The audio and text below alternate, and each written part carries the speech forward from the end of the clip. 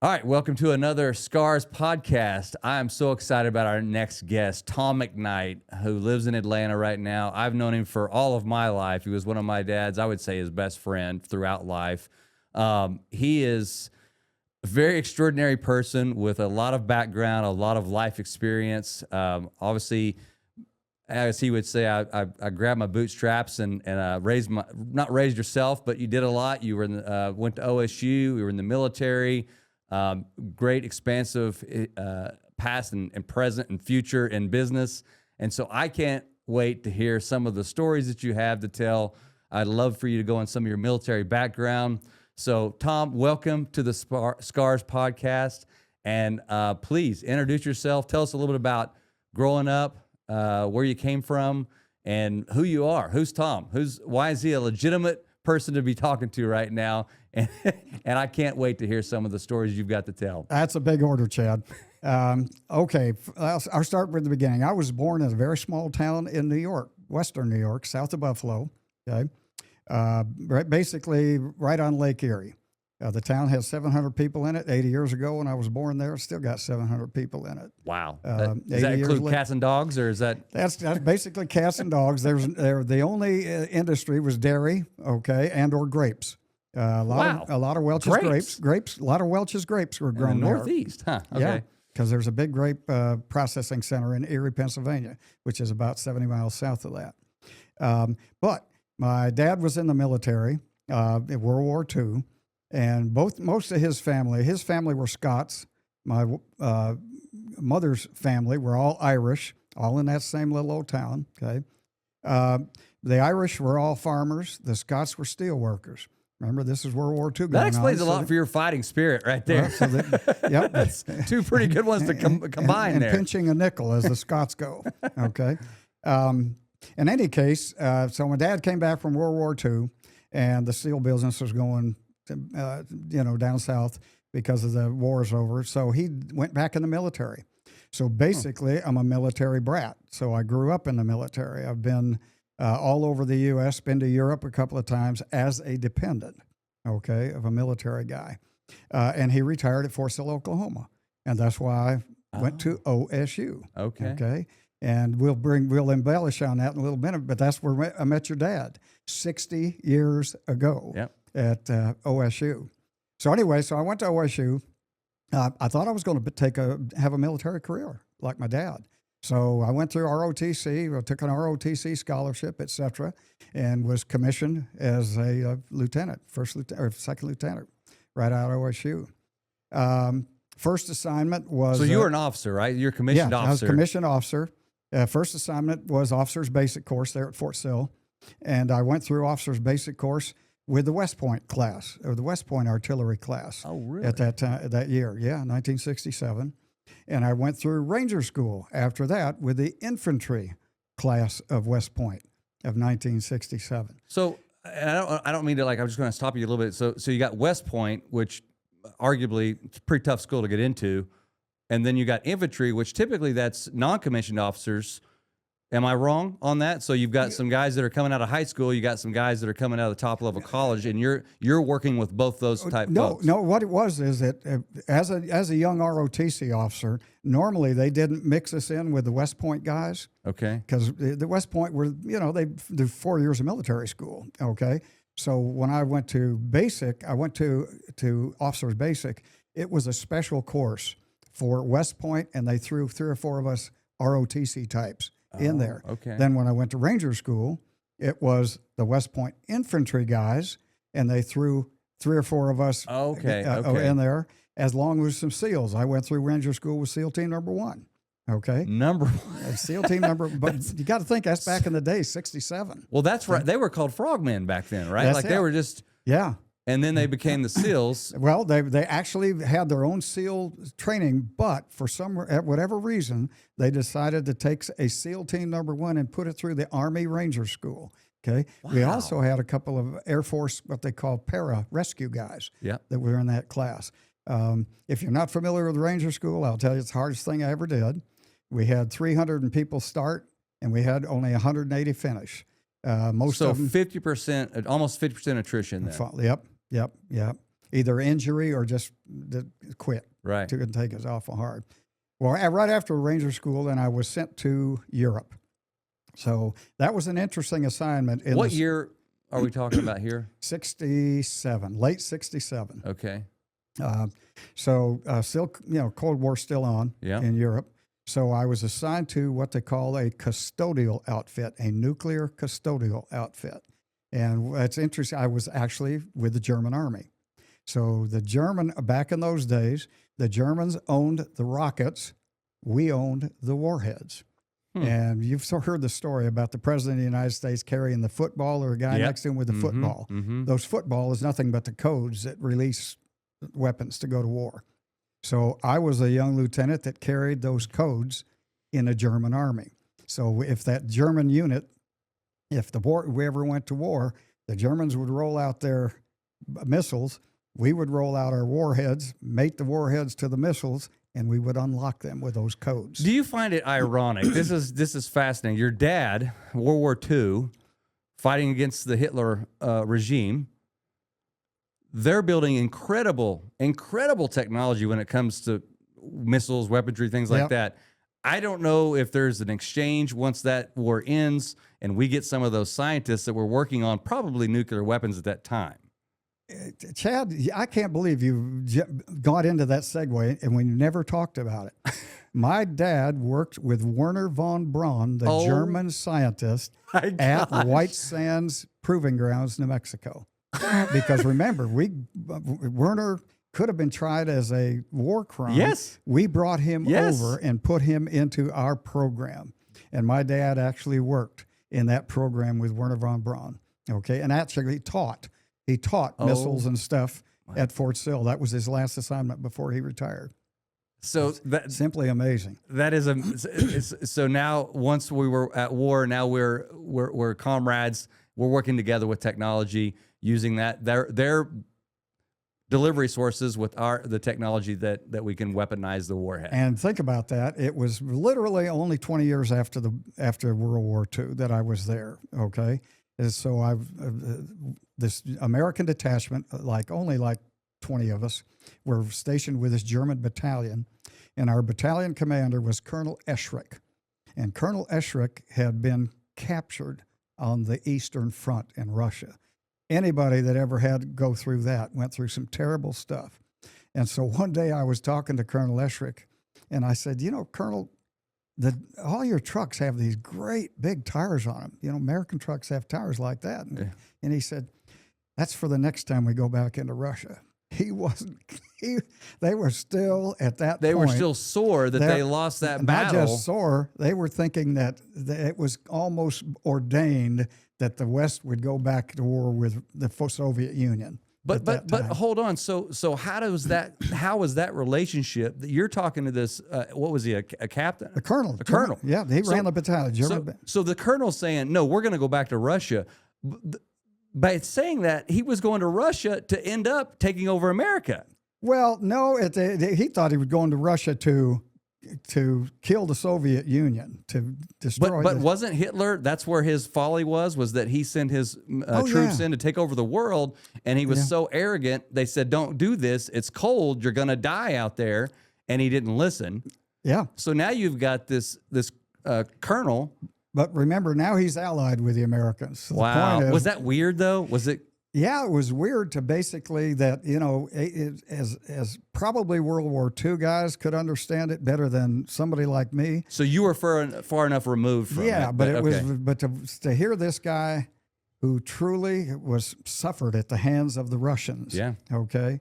Thinking 20 years later that if I get a chance to take revenge, I'm going back. Wow. So I was over there about 18 months with those guys, 18 or almost 24 months. And then I got my orders to Vietnam.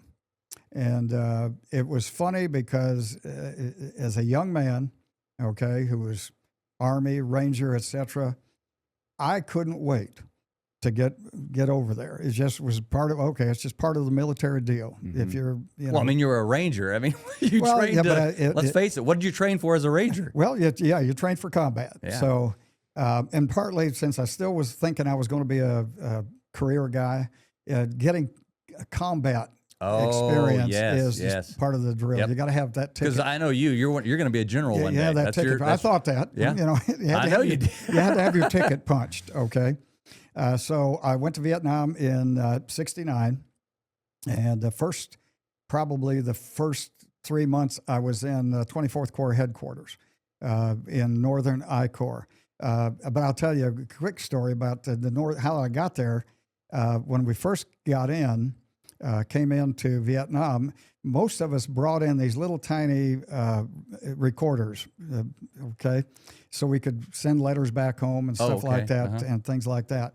Well, the first time I got into the little hooch in Tan Son Nhut Air Base, I turned the recorder to tell my wife on, hey, I'm here, everything's cool, blah, blah, blah. We got hit. And so all of a sudden, you could hear it.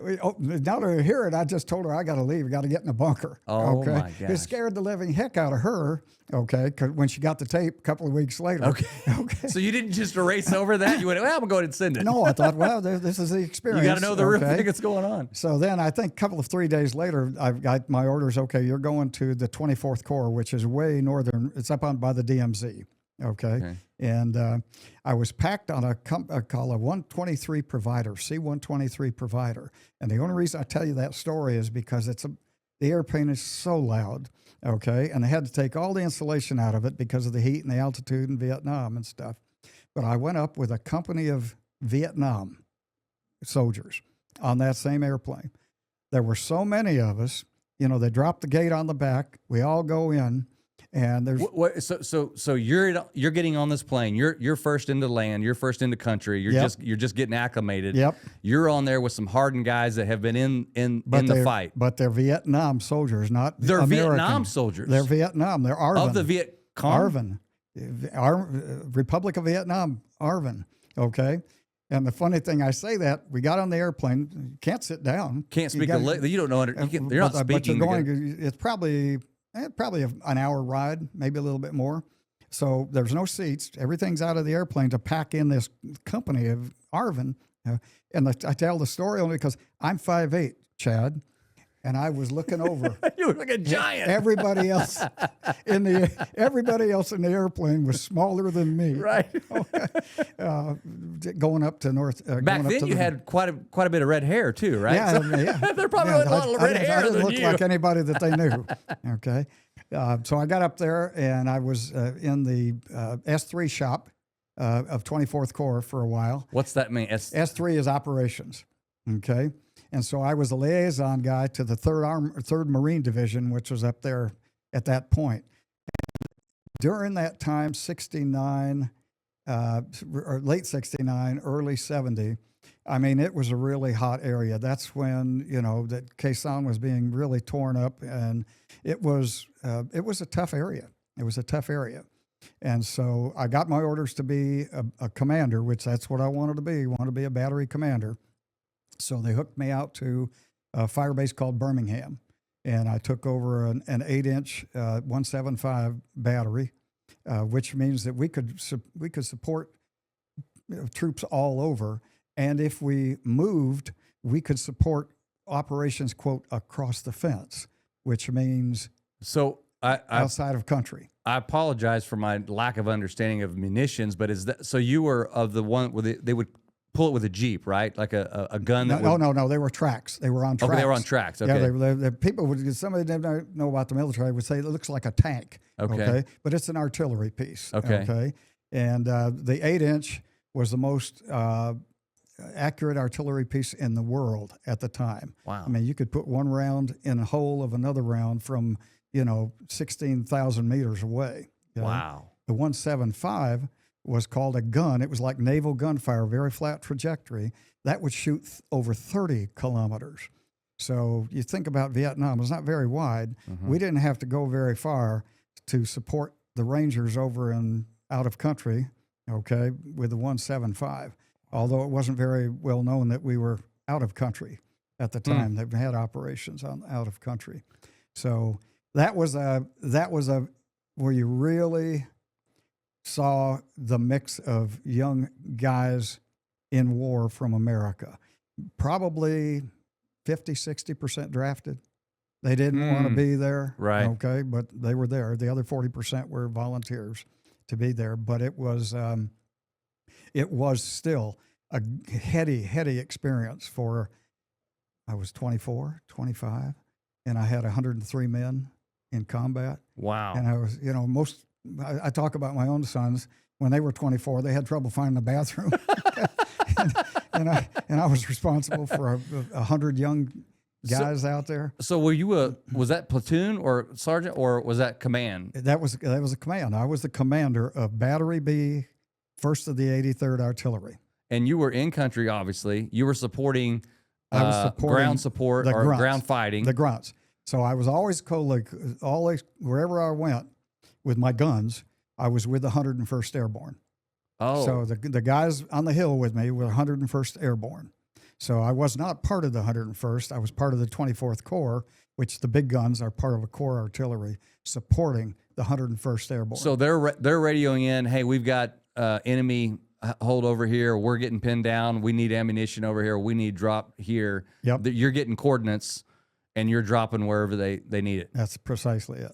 How much did you see? I mean, that was a tough period of time. How much did you see of, I mean, were you near a medic clinic for off the front lines? They were coming, you were seeing them come through? Were your boys seeing them come through, some of the injuries, things? No, because we were so far out on the fire base. So anybody that got injured out where we were was hooked out immediately. So you were sort of like in a FOB almost, what they call a forward operating position or base, rather. Yes. So you were in not a green zone, but you were in a fire right outside the green zone? No, no, we were, remember Hue was a big deal, the Battle of Hue, okay, during Tet of 68.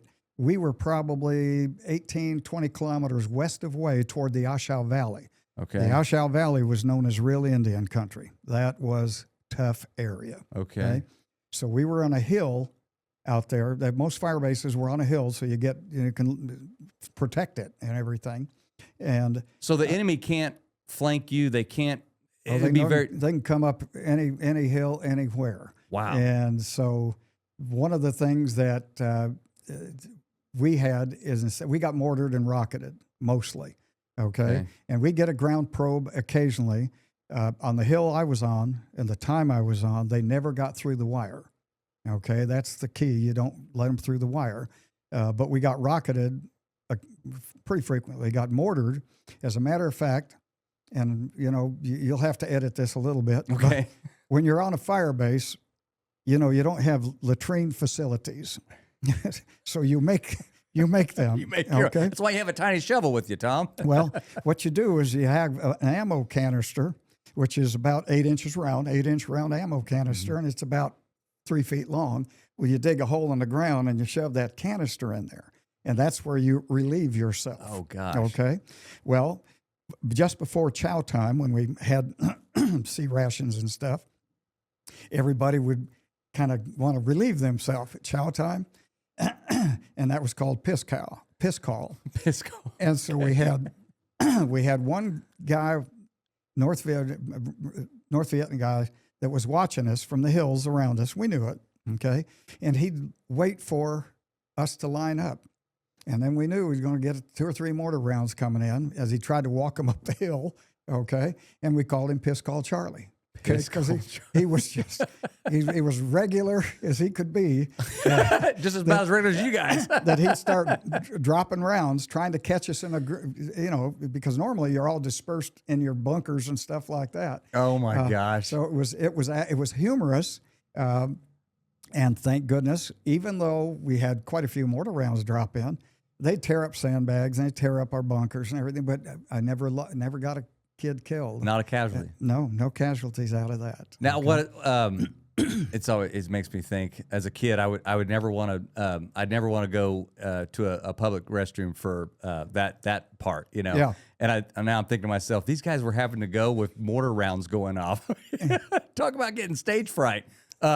So why didn't your snipers pick up on them and take care of? Well, that area is, once you get too far away from the hill that you're on, remember we scraped the hill, and we've actually killed all the vegetation, okay, so you got a flat top on the hill.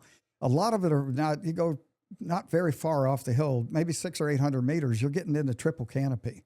Okay? Oh, And okay, okay. they It's can- almost impossible to really see yeah, them. they move. Now, what we did, I was one of the units that they brought one of the first laser rangefinders in the country.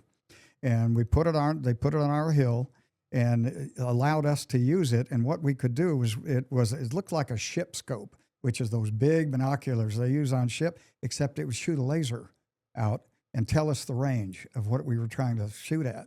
So we could see something at 4,000 or 5,000 meters out a little bit and get a good range on it, how far, so we could shoot it accurately. But it was so hard to see individuals in there. We normally, I'm going too far into this, but we normally would shoot by sensors. You'd be surprised. The Air Force would fly around What's an area. a sensor? What do you mean, a tracer? No, a sensor. I'll tell you, the Air Force used to fly around in areas that we knew were the Ho Chi Minh Trail, where they were bringing stuff in, and they would drop sensors, sound sensors. And those sound sensors had a life, I don't know, probably 2 or 3 weeks or whatever, the batteries and everything.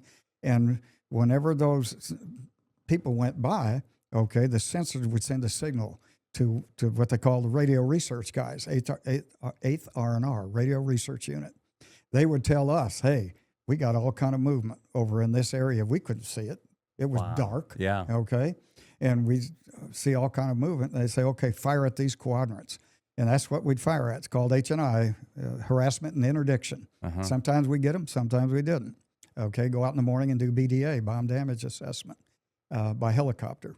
Now, the good part of it is it probably works some of the times. The bad part of it was more than occasionally we get a troop of apes monkeys wow. making noise. Yeah. They'd set off the sensors. We'd blow the area up. They'd go out in a helicopter and look in the morning. And they say, you wiped out a family of apes. Oh, my goodness. So it was fascinating. Well, I mean, it just goes to the point where, like, if, you've got these people on Capitol Hill, even today, that are, saber rattling, and most of them never touch the ground of war.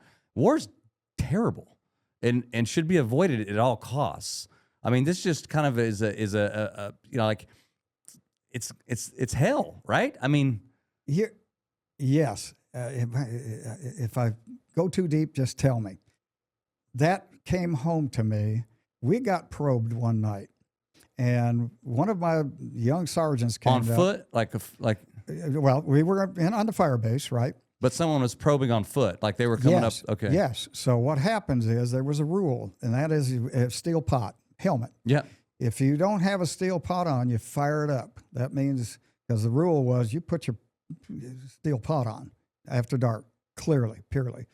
So the young sergeant came in, he said, sir, we had someone walking out between bunkers 8 and 10, going through through the wire. And I said, what? That can't be right.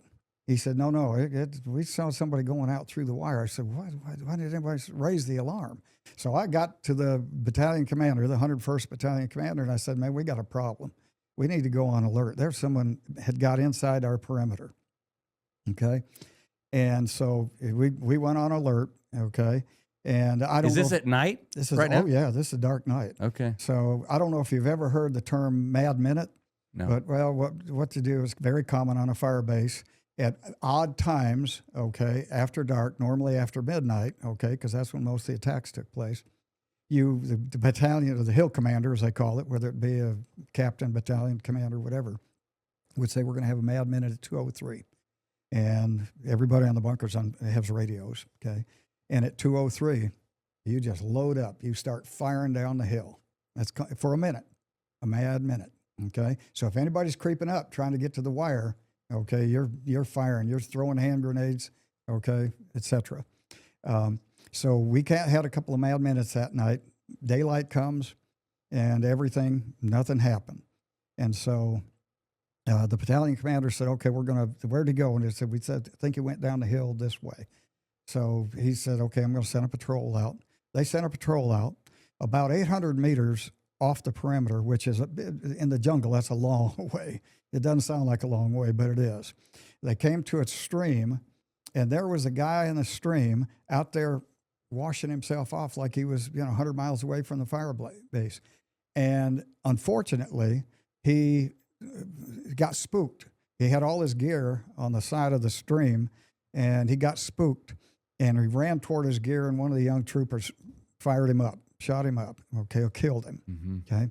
Well, they brought his gear back up, okay, to the fire base, and we're going through his gear, and he was a North Vietnamese warrant officer. And going through his gear, we opened his wallet, billfold, and there was a picture of his wife and kids, little kids, okay? And that, to your point, that guy was doing for his country what he thought he had to do, okay? And it takes a real human, it puts the human touch to it. Yeah. That this wasn't another gook. This was a young guy with a family. Yep. Doing what he was told to do, braver than hell, okay? And that's I'll remember that for a long time, okay? The human aspect of it.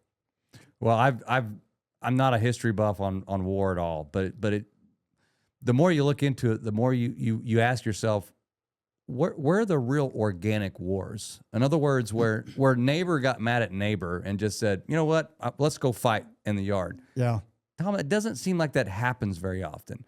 It's more or less a few people at the top that are trying to move some chess pieces around, and it's for gain through something. It's not because organically neighbor didn't like neighbor.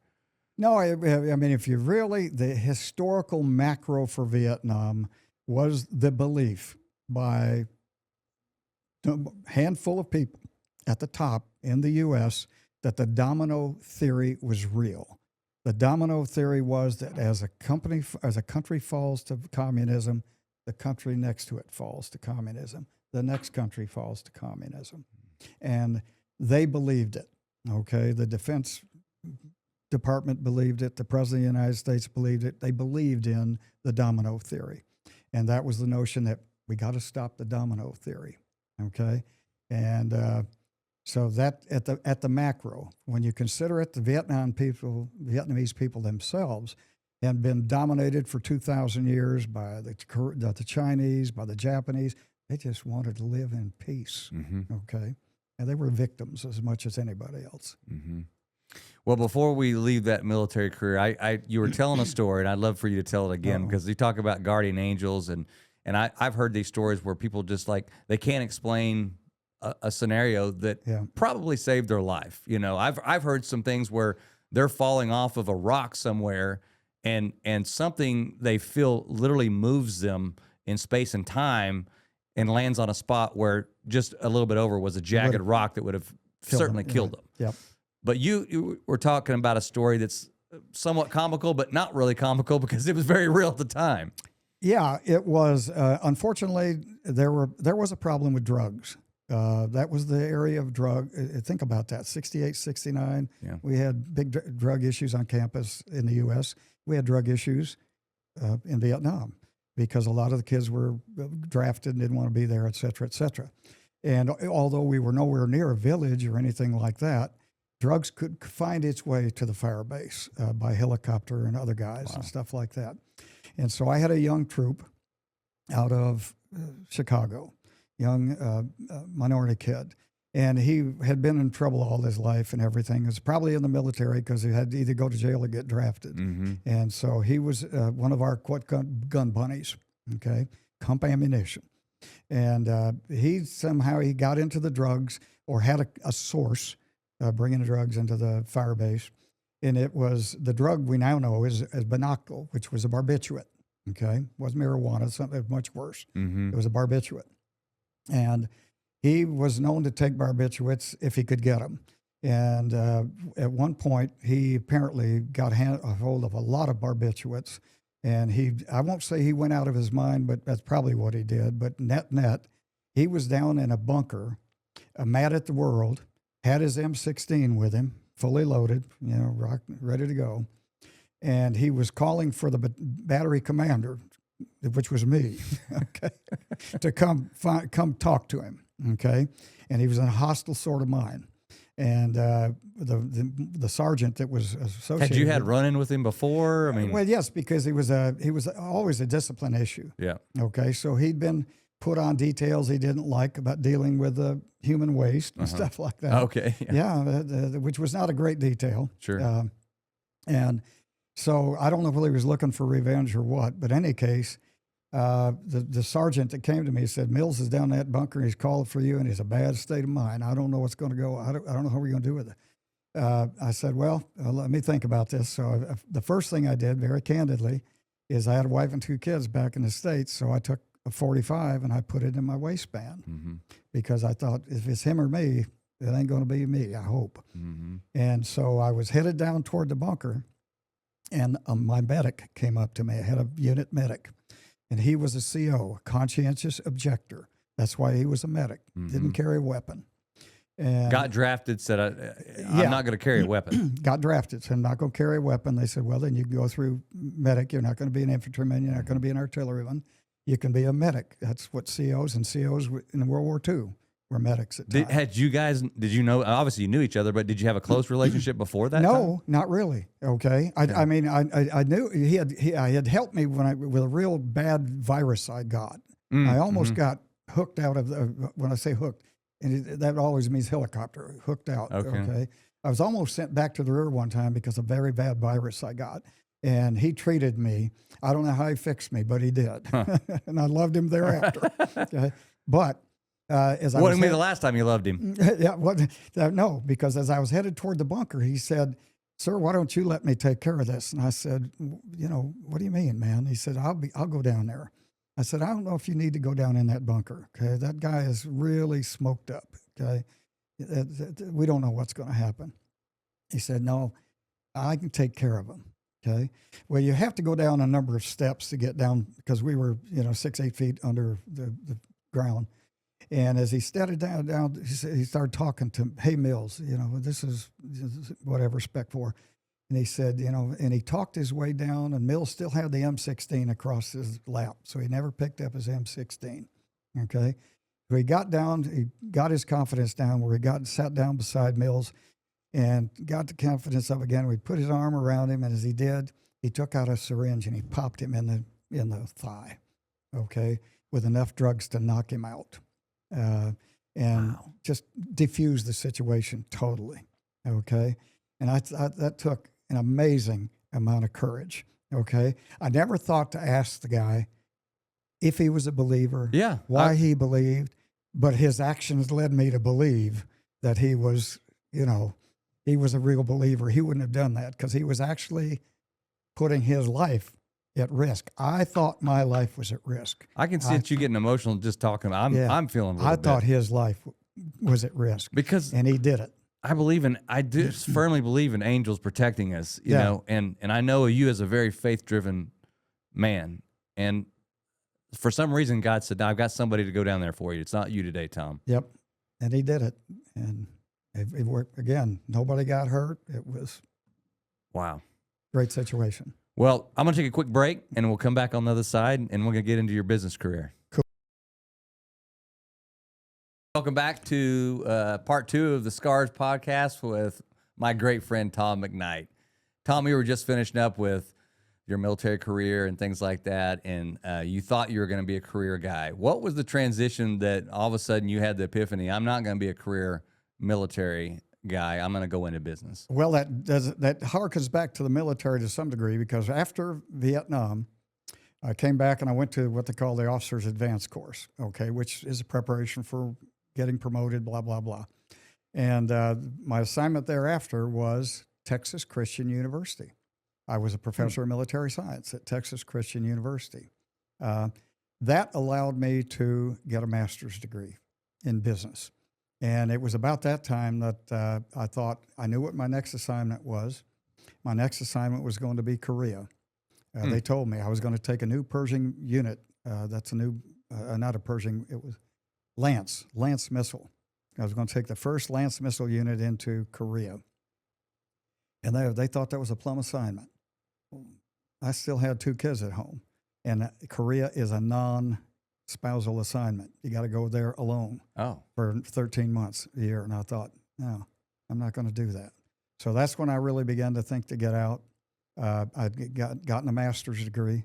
And I just decided that, first of all, it was pretty tough trying to get kids into an ROTC program in a liberal university with the war winding down, okay, in Vietnam. Yeah, at that time, what was the reception like at a liberal college being a military man? Let me tell you, it was interesting because there were people that supported us. By the same token, I had an economics class in my master's program when I went in, and I did it after hours normally, but I was still in uniform, and I remember the professor saying distinctly, "Oh, I see, we have a member of military intelligence here. Oh, that's an oxymoron." Oh, wow. He was not. He Went was straight. Welcome to the class. Here we go. Exactly. Jeez. So it wasn't something that I didn't like about the military. But at this time, I spent time in Vietnam. I still had kids. They were younger kids. I was headed back without my family to Asia again, and I thought, no, I think I'm going to try something else. So that's when I decided to get out of the military. So where did you? What was the first thing? I know you had an affinity for business, obviously. Yep. You had a heck of a career and commanding, things like that. So were you going for CEO? What was your mindset? Where did you want to start your career in business? That's interesting. I started my career in business at Sandy's in Stillwater because if you remember, when I met your dad there, I guess it was after a couple of years, I ended up being the assistant manager of Sandy's. So I was responsible for all hiring and stuff like that. Okay. And I really got a taste for it. I liked it. Okay. I liked that part of it. But when I got out of the military, I found out very quickly that I was an advanced captain on the majors list at the time. So I was making pretty good money. Okay. And I found out there was very few things that I could get out of the military and go make the same amount of money. So I went into sales. That's what I did. And so I started looking I had a chemistry degree. So I thought, I looked at chemistry a little bit. I looked at pharmaceuticals and stuff like that. That's how I was recruited, okay, because of the chemistry degree. But I decided that, no, I'm going to go into sales. So I was recruited by a company out of Atlanta, Georgia. I was still in Fort Worth at the time, TCU. My wife's a Texan. That's part of the story. So I was recruited by this company, John Harlan Company, which was what they call a bank stationer, which means they did all the checks and the paper for banks. Okay. And I liked the guy a lot. I didn't know anything about the business, but I liked the guy that tried to hire me. And so I signed on and to take a position in Georgia in a training position where then they would send me back to Fort Worth. But it was going to be a couple of years. So it was an assignment. My wife cried all the way on I-20 from Texas to Atlanta. Okay, so she was not happy with that. But I went to the John Harlan Company. Because of my military experience, they put me into what they call special projects. So I launched I launched, for example, a microencoding project for them back in the old days. Okay. If you did something on time, you got a bunch of tickets in the book. Okay. Well, those were never encoded at the bottom like a check. Well, we launched a program to make all those things micro-encoded so they could be read by a machine. Okay, and stuff like that. I mean, you're going to go on later in the story and explain this, but this was your first. Like, now I realize why you loved startups. Your first entry into something was a startup. It was basically a startup. The project, or at least a branch of that. Yeah. The project was a startup, no question about it. So we had one very successful one. We had one that was not very successful, which they thrust me into. Which is people that probably you got to be old guy like me to understand this, but in the 60s and the 70s and even into the 80s, women in banks wore uniforms. Oh, yeah. Yeah. Okay. They started a bank uniform thing. It was so hard to deal with. The VP that ran it quit, and they put me in because they called me Captain America. You'll do anything. Okay. So I went into that project and launched that project for him. But I realized that, wait a minute, I'm not going to sit around here and be a project guy in this situation. So I looked around for another sales job, and I ended up being a brokerage guy in a very large insurance brokerage. Had that afforded you to surpass or at least meet the income you left from the military? I did because I got promoted. I got promoted fairly rapidly in the John Harlan Company. Okay. And then when I went to the insurance brokerage business, very candidly, I knocked the lights out of it. I did. But I did not like the business. What was it you didn't like about it? Reputation. Okay. We all know insurance guys. Right. Okay. Even though I've repped. I think there's a lot of Saturday Night Live skits based on insurance sales Of course guys. there is. Yes. And I had every one of those thrown at me. Okay. Oh, you're nothing but a blue suede shoe porch climber. Okay. Knocking on my door. Okay? But I was actually selling to businesses. Okay. I would go in and put what they call a Section 79 plan in for the owner so he could hide a little money in. Were you always B2B in that, or did you ever do B2C? No, it was always B2B. Okay. It's always B2B. And that was the lucrative part of the Oh, man, that'd be business. some big policies you could. Well, I'll just say this candidly. In 1979, my first year in that business, I made $100,000. And that was big money in 1979. Would be worth 400 to 500,000 today. Yeah. And so. And the cost of living was way less then. Yeah. And so when I told my wife I was going to quit that business and try something else, by then we had 3 kids and a 4th on the way. Okay.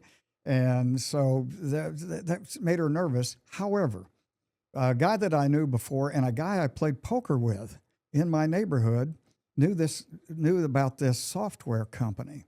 And software, what is software? I had used a computer to shoot guns in Vietnam at times. Yeah. Okay. But I knew nothing. I could barely spell CPU, but it was a sales job. And so they talked me into go interview with this software company.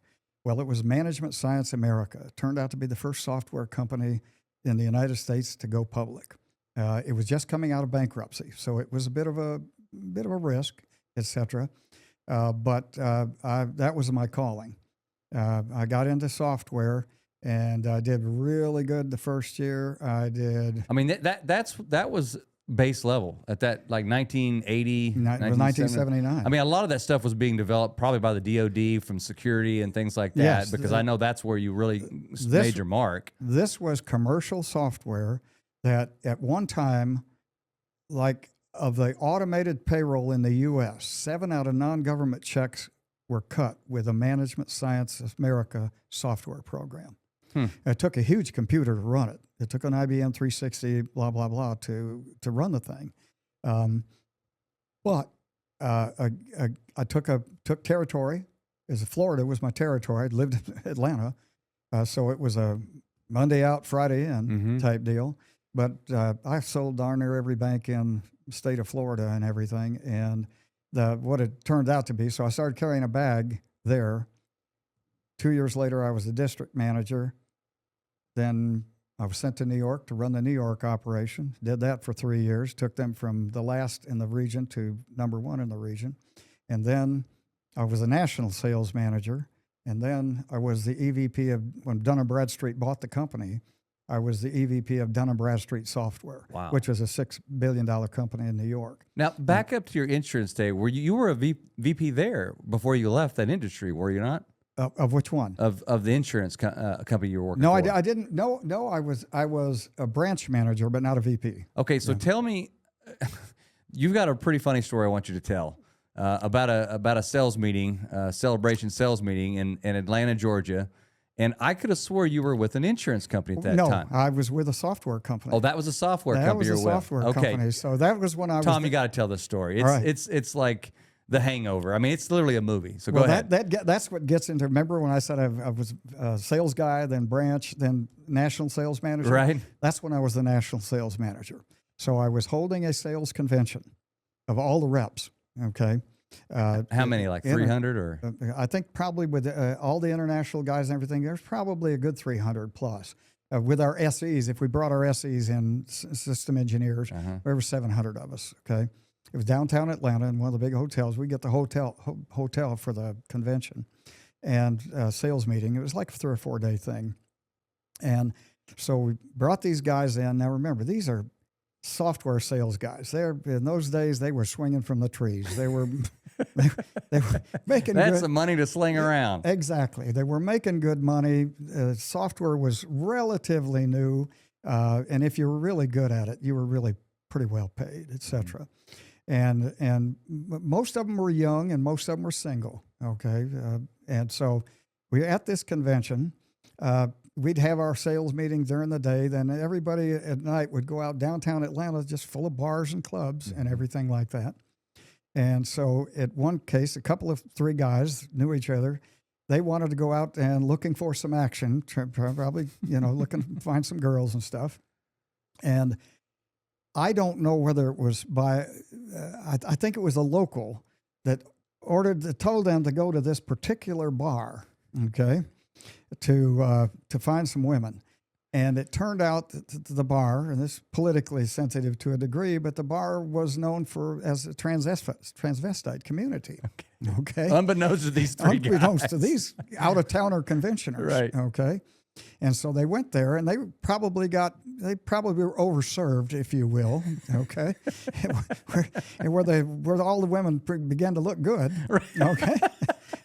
And so these guys, two of them, a few whiskeys into this thing, and people are looking pretty good. Picked up this girl, and they were going to go their separate ways. So a guy got in a taxi with this gal, and I don't know where they were headed. Okay, meaning whether it was her place or a hotel. I'm not sure what the thing was, but anyway, he began to get a little amorous in the taxi cab.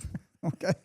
And found out that, as I said, that the gal had her mother's features, but her father's fixtures. There were twig and berries down there. and a fight ensued, okay? In the back of this cab? In the back of the cab. What time of night was this, you think? This was like 2 a.m. Okay? Oh, my This gosh. was late. And so she got the best of it, okay? And he ended up exiting the taxi, kind of, we're still rolling, so to speak. Pretty roughed up. Okay? But that was he wanted to run. And so he ran, and he frankly went to a telephone booth. There was no cell phone. He doesn't know where he's at. He has no idea where he's at. And frankly, he's not in a good part of town in Atlanta. And so he runs to the nearest house and everything. He starts knocking on the door to try to help me, okay? And again, because of the part of town and because of the crime rate, I guess, the guy comes to the door with a gun, okay? And just fires a shot over him just to make sure he gets it. Yes. Fires a round over his head. Fires a shot over him. Wow. And he runs, okay, and he's running down the street and again, finds a phone booth. Well, you can dial 911 without a coin, okay? Okay. And so, and given the part of town it was, a cop showed up like immediately, okay? Drag him to the station, realized that he's nothing more than a drunk conventioneer. Okay, he hasn't really caused any problems. So they deposit him back at the Marriott. And by now it's probably 6 o'clock, and some of the guys are out actually doing the runs and stuff like that. Yeah, and they see him get out of the taxi, all disheveled and stuff like that. Or like police car. He goes in, and he goes up to his room, and the maid's waking up his room. He's still in a fog. And he just kicks the maid out. Hey, he's been up all night, and he's drunk. I need some rest and everything. He takes off his clothes and passes out on the bed, so to speak. Okay. The next thing we hear, people they hear this shriek of a woman. Because you're at meetings by this point. You're wondering No, they were still going to breakfast and stuff. Oh, okay. Okay. And they hear this shriek. Sure enough, he'd gone into the wrong room. Okay. And this woman comes back from breakfast. She goes in the room, okay, because she's got a key. The maid's gone. And here's this naked guy laying on the bed. Okay. And I will tell you, okay, it didn't take long for security to get up there and take hold of him. The the last, now this was told to me, I didn't see this action happen, was I asked when we were starting to convene the meetings, well, where is so-and-so, name withheld? And they said, well, we saw him with the bags and everything getting into a taxi, okay? He packed up his bags. We still had 2 or 3 days to go in this meeting. Packed up his bags and headed back north. That's where he was from. And I never heard from him again. Okay? True story. I mean, it is, I tell the story, but every one of my sales guys at that meeting probably has told that story 100 times. I mean, it was amazing. It's a fascinating story that, I mean, the guy literally legitimately could have died, could have, I mean, who knows where he was being hauled off to, you know? And I wonder if the guys that actually directed him to go to that bar, which was well known by the locals, right? Okay, ever thought that, you know, we really shouldn't have done that. Maybe we overplayed our hand there, guys. Maybe we overplayed our hand. I didn't see that one happening. Yeah. Oh my gosh. So you, so now you're in New York City, largest city really for IT and commerce. Yep. And then you start to go international with security sales. And now, I know you did some pre-IPO. Tell me about the transition to when you started going to Brazil banks and things like that with the software. What company was that with? That was the same company. I was at company 15 years, from sales, from carrying a bag to being the EVP of the Americas. Now, was this when you would leave Atlanta on Sunday night and come back? Same company. Okay. Only by the time I was the EVP of Americas, I had offices. I had regional offices, 6 of them in the U.S. I had a Canadian office. I had a Mexico office. I had a Brazilian office. I had one more in South America. So I had the Americas. Okay. I didn't have Japan. Okay. Which was a market. I didn't have Europe. Okay. So I had counterparts in Japan, counterparts in Europe, but I was probably 80% of the revenue of all Dun & Bradstreet software of the Americas. Okay. Wow. Was that because it was a big unit. Okay. And we were the best sales game in the software business, in that aspect of the software business. We went public successfully, et cetera. But we then were bought by a big company, Dun & Bradstreet. We went public as an independent company, Management Science America. When you went public, you were that pretty high up where you I'm NASDAQ, I'm blanking on the name, where you get to go ring the bell and you get to go public. Were you on that meeting? No, they didn't have that. They didn't have that back then. So it was like a celebration. Yeah, they didn't have that. But we were the first software company to go public, and we went public on the NASDAQ. Wow. Yeah. And it was a heady experience. It was back in the day that everybody made a little money. Okay. A couple of people made a lot of money. The guys at the very top, okay, the president and the treasurer and the CFO, they made a lot of money, okay? A few of us made a good tip, let me put it that way. But we were then owned by a big $6 billion company on Wall Street. I won't say we're a $500 million company, but we were, not a rounding error, but we weren't core business, okay? And so I could see that this is I'm not going to go anywhere else. You went from the top dog down to... I'm not going to... You get a scrap bone here. Yeah, I'm not going to go to New York and look for work for Dun & Brad. I'm just not going to do that, okay? We're not nearly their biggest division. Right. So I decided to become an entrepreneur, or to do a startup. I had one of my reps had gone west out of Chicago to do a startup, and the startup was struggling. And so he called me and said, hey, look, you need to look into this and everything. So I quit a really big job, making a lot of money, to go west to do a startup. And I took well over a 50% pay cut, well over, but I got some stock. Okay. And that's the deal in the startup game. Yep. Mm-hmm. Okay. You go for equity. It was called Orem Software. So I went out there with Orem Software. Turns out that it was struggling so much that I brought my kids out to go to a ski trip, and we were in Tahoe. And we were in Tahoe, and I got a call from the board, and the board said, okay, we're firing the CEO. You're the new CEO. Okay. And how long have you been with them? Probably 6 or 7 months. Okay. Whoa. And the other CEO was a heck of a nice guy. I mean, I've never gone to work there. I didn't like him a lot. But he was really more of a database guy. He really wasn't the application software guy that we were. We were doing what we call CRM, customer resource management. And so, oh boy, get back in town. So we ended our ski trip. I got back in town. And the only 2 or 3 things I would say about that is the company was a Unix-based company. And it didn't take me long to figure out that, wait a minute, we can sell to all our brethren up and down Silicon Valley. But if we're going to go to Dallas or Chicago or New York, we got to be Windows based. Okay. And so I made the decision, we're going to be Windows based. That was a big move. That was, well, did you even? My top 2 engineers quit the next day. Because they thought you were crazy. They thought I was crazy. Okay. But that saved the company because we could not have gotten out of our technical groove. How did you even find out about Windows? That was it was very early in Windows. And I happened to know a guy that was involved in Gupta. Gupta was one of the new. I remember that. Okay. Gupta was one of the brand new Windows company. And so I went, sat down, talked to him. He was an ex-Oracle guy who quit and went to Gupta. And I said, this is the wave of the future. He said, because the unified tool set, which was all Unix and everything, very hard to work with. It had to be a real geek to work with this tool set. And it realized if you're going to CRM, which is not going to be managed by geeks, you got to have a tool set that is easy to work with, Windows or, icon-based, okay? And so I made the decision to go to Gupta, or go Windows. Top 2 guys quit. We worked through that. And about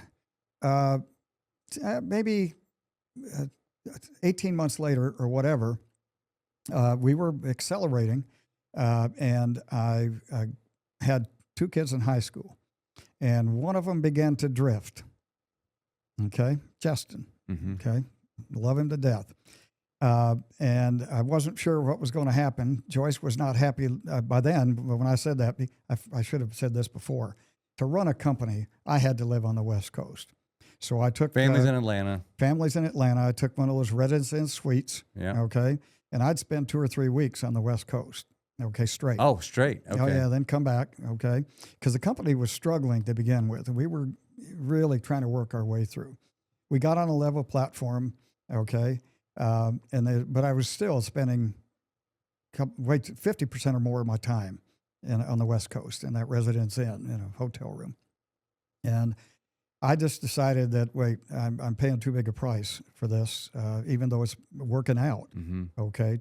And I decided I talked to the board, and the board said, no, you can still run it from Atlanta. I said, no, I can tell you right now, you got to be inside the walls. Okay. You got to be with these people, maybe 45 employees. That was it. On a daily basis. When something hits the fan, you got to deal with it, right, et cetera. And so I had a marketing officer that was highly recruited. She was a really good gal. And one of the major competitors was trying to get her. And she came to me and said, I think I got to take the offer. And I said, don't do it. Give some thought. I said, let me tell you this. I told the board, I'm going to get out of here. I want you to take the company. Said, I've never been a CEO. Blah, blah. I said, you can do it, Mary. Trust me. You can do it, okay? We've got a good team built up, et cetera. So I exited the company, okay? And Mary took it over, and God bless her, she took the company public. Wow. Okay? Yeah, so you didn't give up your shares. You still had your shares. I didn't give up the shares, okay? The board treated me very well, okay? For exiting the way I exited, okay, giving them time, putting a CEO in place. They didn't have to go look for a CEO. Yeah. She fell right into it and did very well, okay. So I went back to Atlanta and took over the field operation of another software company, okay, TSW International. So now this is that was the second company that went, or the first company got bought out, so you don't really call that they didn't go. They did go public, though. No, they did go public, then got bought out. Yeah. This one went public and then got bought out again, okay, by a company. So you made some tip money the first time. Made a little bit more on the second. Made a little more change the second time. Yeah, but in the business, we call it, I hit a single, then I hit a double. Okay, yeah. Hey, you're looking for that home run. Yeah. So now I'm waiting for the home run. Yeah. Right? So then I went back and took over the field operation for a company called TSW International, okay. They did plant performance maintenance management. And the easy way to tell you that is all the nuclear plants in the U.S. use their software, okay, to make sure. Power plants. Make sure the rods came out of the water and stuff properly. Wow. Yeah. So it was very good. Now, it was older software, and they were in transition, okay, to try to get to, it was written in an old Unix. A lot of early software was written in Unix, okay, but you got to go to Windows or you got to go to a later operating system, got to go to Oracle and stuff to be real enterprise level. And so they were going through that struggle and everything. Trying to scale up. trying to scale up. It was probably at the time I joined it, a $18 million company trying to get to 30. Okay. But I mean, they're trying to scale up not only that, but they're trying to scale up with better technology. Oh, yeah. Which is not plug and play at very, that time. very difficult. Yeah. And so, first year, quite successful. I got them. All the sales were in the U.S. Okay, right there in Atlanta, Georgia. So I got them up to about 25, I think, in the first year, 18 to 25. Okay. But we were really struggling from an engineering That's massive standpoint. growth, Tom. It was excellent. It was great, excellent growth. Okay. The problem was that we were struggling engineering wise. And what we were doing was we weren't selling what we couldn't deliver. Okay. But we were selling the roadmap also. Okay. I believe in very ethical selling. I mean, you tell a lie to sell software, I'll fire you. Okay, you don't. Why? You mentioned how what you envision on the other side of the table when you're selling, and I thought it was awesome. If you want to share that, go right ahead. Well, I've always dealt B2B, so I've always been dealing with. I've sold to Goldman Sachs. I have sold to the biggest companies you can imagine with, and you can imagine that they didn't negotiate, and they negotiate hard and do a lot of contracts. And so I always have thought, never wore the, what would Jesus do? But what I thought when I sat down and negotiate with big or small companies is, okay, if I got Jesus at the end of the table, he's sitting at the table watching me negotiate. Am I being the ethical executive that I should be? Should I be selling what I'm selling and doing the right terms and conditions to do that? Yep. And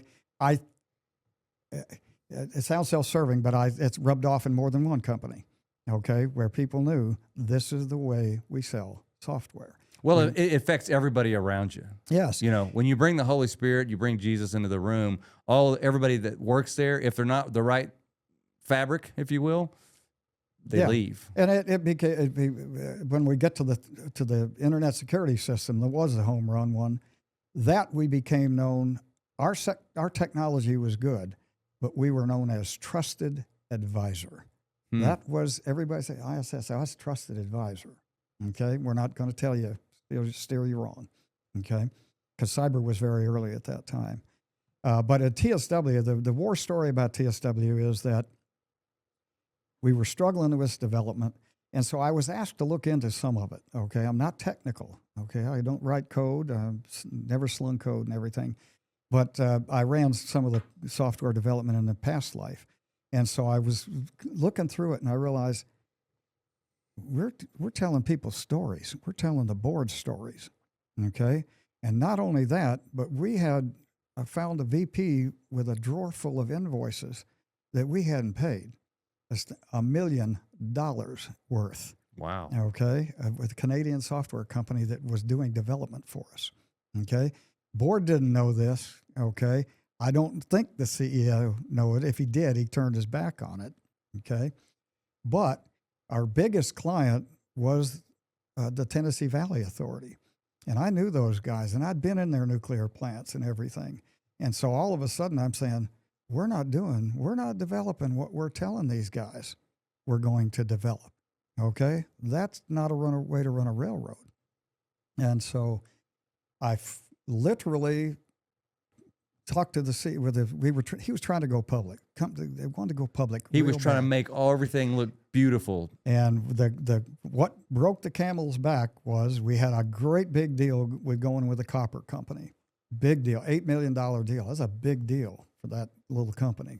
Think about that, $20 million company doing an $8 million deal. Almost half their. And we had Alex Brown, which is a banker, and who's going to take us public. That's what we wanted us to take it public. And the deal was on the table. I had negotiated all the terms. The chairman that was going to have to sign it was in Switzerland skiing.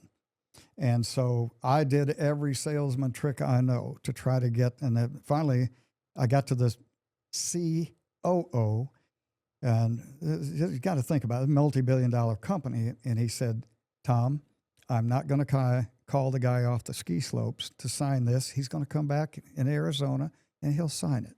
Cool your jets type deal. Yeah. So I was telling the CEO, and the CEO said, look, we got this meeting with Alex Brown, and you got to tell him you got this deal. I said, I'm not going to tell them I got this deal. I'll tell them everything that's detailed, but I'm going to tell them the deal's signed. No, you got to tell them the deal's signed. You're already suspicious because you found these invoices. Yes. Okay. Well, this is where a guy, he put his finger in my chest. He said, "You're screwing the company." I said, "No, I'm not screwing." To do that to a ranger? I bet you had some feelings. And he was a Brit, surprisingly. So anyway, I decided to fly to New York and talk to the venture guys. And I flew to New York and I told the venture guys, I said, "Look, this is not a way to run a railroad, okay? We can't be telling Alex Brown something that, you know." And the funny thing was that I didn't know the CEO was coming in. I thought I was only going to fly there, okay? He ended up being in the room when I walked in the door. Oh, gosh. Okay. And surprisingly, the CFO agreed with me. He said, "We can't take any revenue. We've been taking revenue on this database that it's not real. Okay, it's still in production. We can't take revenue on it." Net, they disagreed with me. The VC guys did. The VCs disagreed with me. And I said, but your conscience was clear. I said, "I'm out." Okay. They thanked me. "Don't let the door hit you in the butt on the way out." And so I exited. Okay. And the moral of the story is that the guy that they chose to replace me was a really nice young guy. Okay. One of my sales directors and everything. They got caught. Okay. They got caught because another company was going to merge with them. They found out that they were, quote, cooking the books, if you will. Gosh. Okay. The CFO had to leave the country to keep from going to jail. Okay. Another one died. The CEO went back to Britain. Mysteriously died, or? I guess just died. I know that. Okay. And the young kid that I really liked, okay, was banned from working in a public company for 5 years or 6 years as that. Didn't go to jail. Okay. Okay. But because he did what he was told, but he lied, basically. Yeah. Okay. And at the end of that story, I went to a board of directors training because I was sitting on some boards. I went to a board of directors training at Stanford University. And so I was sitting at lunch with a guy, and I said, "Yeah, what do you do? What do you do?" The guy said, "Well, I'm a forensic finance guy." I said, "Really?" He said, "Yeah, I go into companies that have all messed up, cooked the books for the venture community or whatever, and unscrew them." I said, "Yeah, tell me about one." He said, "Well, there's one that's in Atlanta called TSW." I said, "You got to be kidding me." Okay. Did you want to absolve yourself from the conversation at that point? No, you wanted to hear it. I told him, I said, "I knew these guys were not running like you'd run a railroad." I said, "I knew it." Okay. So that was, but that was my last association with those guys. Okay. So that ended with no buyout. Oh, that ended with nothing. Okay. Believe it or not, I mean, most of the guys, the guy that ran all the system engineers was a friend of mine that I brought in from another company. Okay. So he had to leave. Okay. I didn't know most of the other guys. They were Oracle. They were almost all ex-Oracle guys. Okay. So there wasn't any really, I walked away clean, so to speak. Okay. Okay. And ended up just going into consult. Didn't have another job. Just walked away. So well, then how did you, tell us about the home run. How did you get? Well, I went into, a friend of mine did sales training. Okay. So he said, "I'd like you to come in. You know, you've been in front of a lot of salespeople. You could do sales training. I'd like to come in, have you come and be part of my sales training organization." And it was a small company, probably did about $7 million a year. He was a hell of an individual, great individual. Okay. You talk about a guy that had the Holy Spirit. He was big in the church, gave a lot of money to the church, really knew where his success came from. Okay. And that emanated throughout and that's what attracted me, even though I had a hot temper, but boy, he was in the soul. He was a really good soul. So I went there, and I went there only for like 6 months, and I was working my way in, doing okay, not making a ton of money, but doing fine. Okay. And a guy that used to work for me at the old MSA, the company at Dun & Bradstreet, we had acquired this manufacturing company. He was a manufacturing guy, came out of the robot manufacturing world. And he called me and he said, have this little cyber company in Atlanta. I want you to come look at it as run the field operation for me. And I thought, I don't know anything about cybersecurity. I'm not a tech weenie. Okay. And so he did what I call ambush interviewing. He brought in the venture guy from the West Coast. Okay. That might have been the smartest man I've ever met. So they met him at lunch, and finally I just said, why in the world did you put your money into this? And he had a good answer about how the market was going to grow, et cetera, that this was the first mover. That's a common term in venture, in startups. If you're a first mover, you don't always have to have the best technology or anything, but you're the first mover. First to market. First to market, first mover. And these guys were the first mover in this space. And I said, okay, I'm in. I thought they were going to sell through channels, okay? Because right then firewalls were the thing that everybody knew what a firewall was. Nobody knew anything else about cybersecurity, but they knew they had to have a firewall. And so we thought we'd go to all the firewall vendors and channel and just say, hey, sell our product behind it, which was a vulnerability assessment model. You could look at a network and tell you all the, and that turns out that was a totally different sales cycle. I joined him. I was employee number 15. We had $700,000 in revenue. Wow, that's small, really small compared to what you started with. Yeah, I mean, we had 15 people in the company, and we'd just taken a $6 million round. Okay. But it was from Kleiner Perkins, which is Silicon Valley, and so we were having an off-site meeting. I joined them in like May or something. We were having an off-site meeting probably in July or August, and we were talking, woe is me, we're not doing well. We told the venture guys we'd do $4 or $5 million that year. We had 700,000. And I said, look, fellas, we got to go direct. We can't go through channel. We got to gear up and get some sales guys out there carrying a bag and cooking. Okay. And so that was a risk. That was a gamble, but we did it. That's a huge pivot. That's hiring. That's doing like. So here we were at 700,000 in July, and we did 4.3 million by December. Okay. Now, how many salespersons were that? How many? That was only like probably 4 or 5 of us, 5 maybe. Man, okay? You got the seals. I had. Well, I initially thought I could bring in.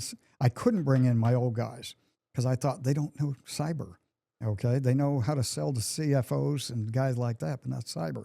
Turns out it was an enterprise sale. Okay, enterprise selling skills are adaptable anywhere. Okay, and so I brought in 4 or 5 guys, and I mean, we cooked. And we went from 4.3 million to 13 million to 40 million to 100 million to 212 million. Yeah, in 4 years, we were almost 250 million. Okay, we were the fastest growing thing. From 700,000 to 250. That's got to be not. I don't know if it's record breaking today. It's crazy. It's not today, but I mean, back then it was record breaking.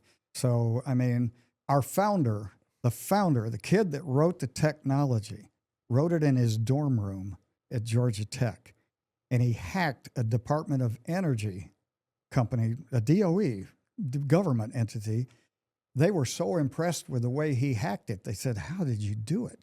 And he said, well, you had to come clean or go to jail. He said, here's how I did it. Here's my tool. They said, we'll buy it. Okay. And so they paid him some license fee for it.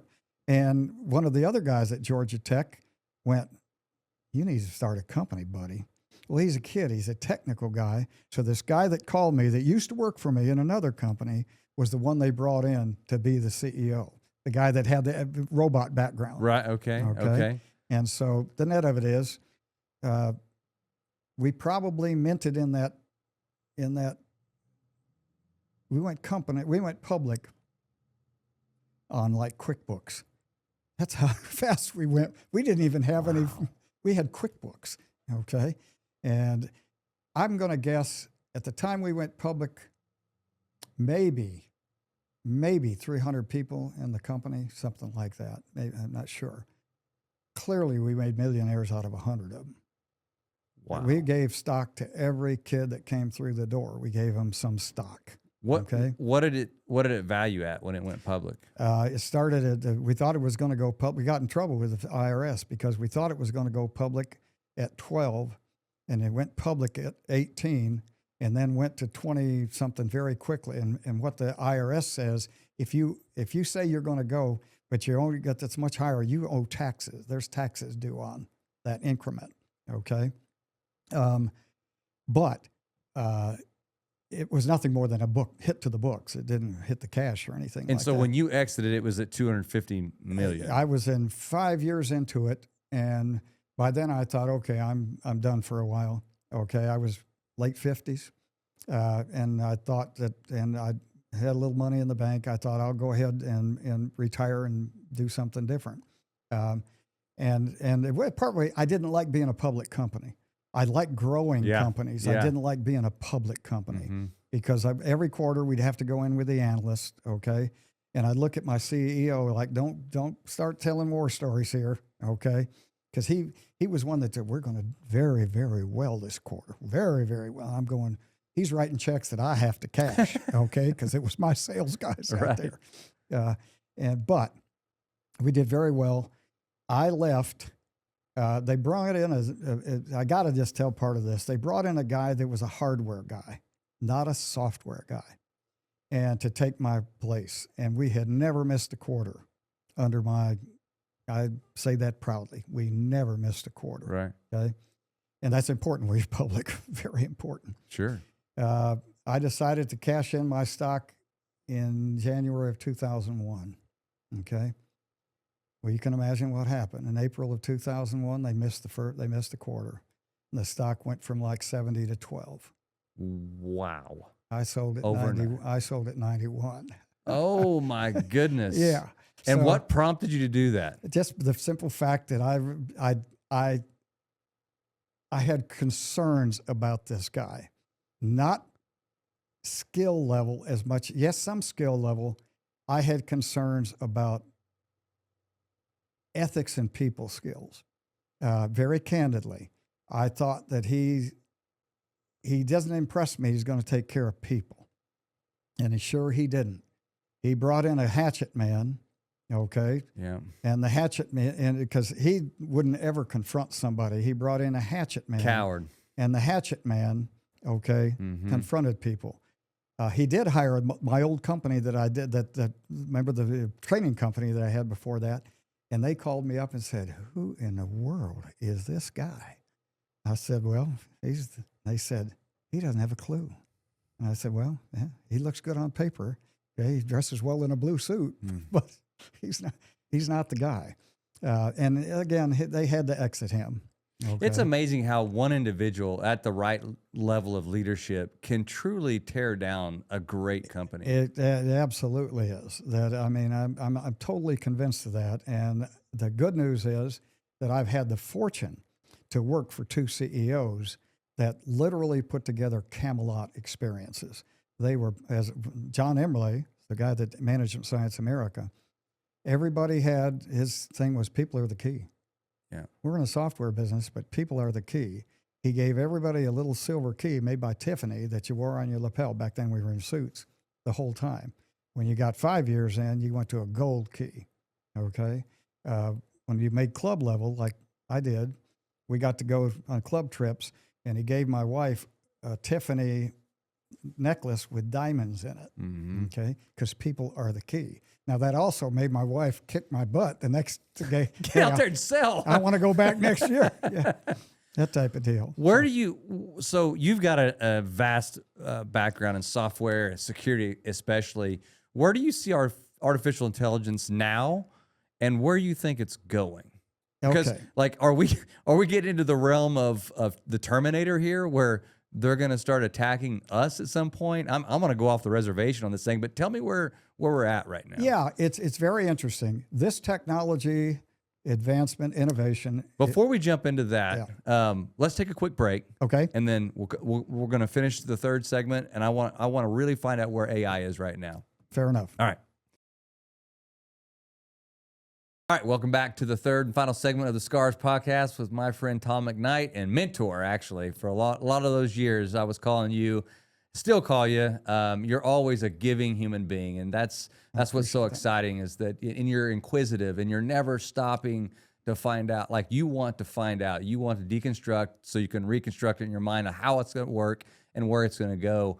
And I'm a bit of a geek here. I'm going to geek out on you a little bit with this whole advent of artificial intelligence and where it's going.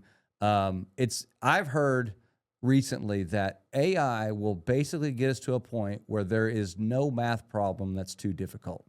That, in other words, anything we do, any discovery we make is always there's a formula or math problem that we're trying to figure out to find out how we can make something work. Right. Would you agree with that? I would agree with that. Okay. We live in about 3 dimensions, 3.5 that we can see. Scientifically, there's been good evidence to say there's more dimensions than that. Is that a math problem to get us to those next dimensions? And I'm talking about time travel. I'm talking about black holes, all of these different things. Start us a little bit about where artificial intelligence came from, where it's going to go, and then kind of give us that 10-year viewpoint. Okay.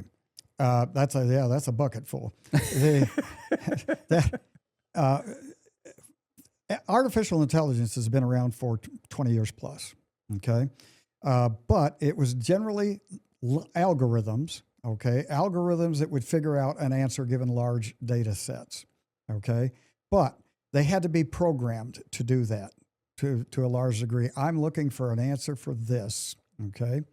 I know the few parameters that might be involved in finding that answer, and I'm going to write an algorithm to try to bring in all that data and try to make a decision based on it. It was called decision science long before it was called AI, okay? The big transformation that's happened in the last 5 years has been the notion of a transformer.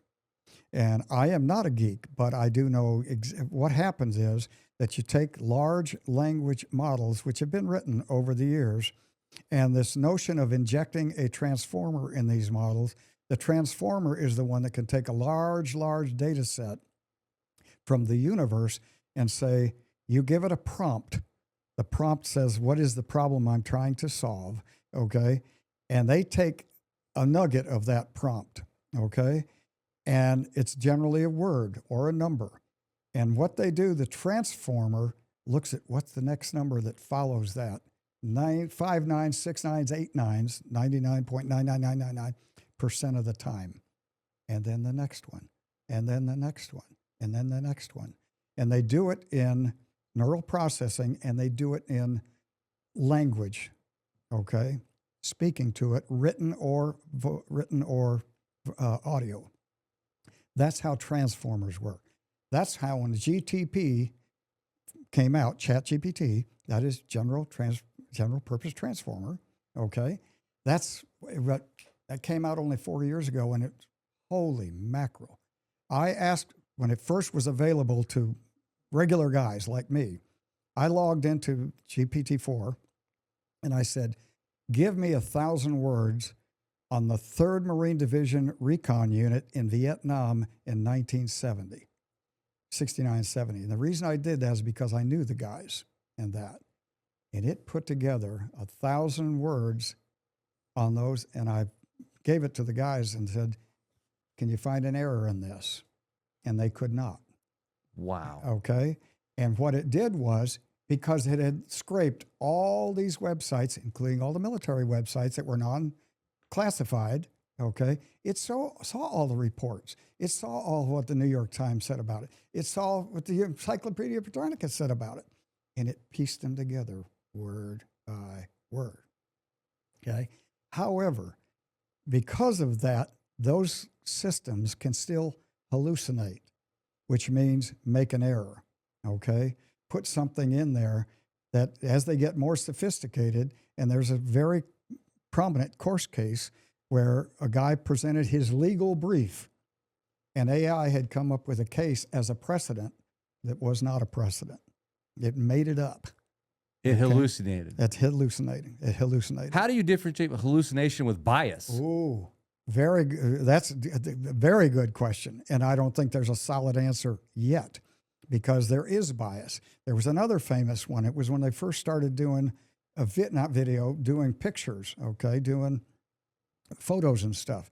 They've said the prompt was, give me a picture of a bunch of Nazi soldiers in 1943. It was a very specific prompt. It came back and half the Nazi soldiers were black. in the picture. Was that bias or hallucination? That was bias. They admitted to it. The programmers did. What happened was it had a DEI influence in the programming. Wow. Hey, wait a minute. If you're going to present this universe, it's got to blah, blah, blah, blah. So it was a DEI influence. Okay. Now, that is, again, very politically charged. Should that be in there? No, I don't think so, only because If you care about truth and facts, no, that shouldn't be in there. that's exactly right. It should be nothing but truth and fact. And so you said, how do we determine? Today, we don't determine well.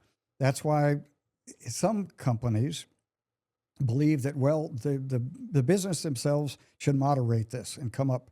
And then there's others that think, well, no, we need federal legislation, okay, to put the guardrails in there to manage this. Gosh, yeah.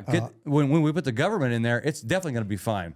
Yeah, well, that's exactly why most of them don't want the government involved. It's like, it's like crypto. Crypto was the wild, wild west to begin with. Now the government's easing their way into it, okay? AI is still the wild, wild west, okay?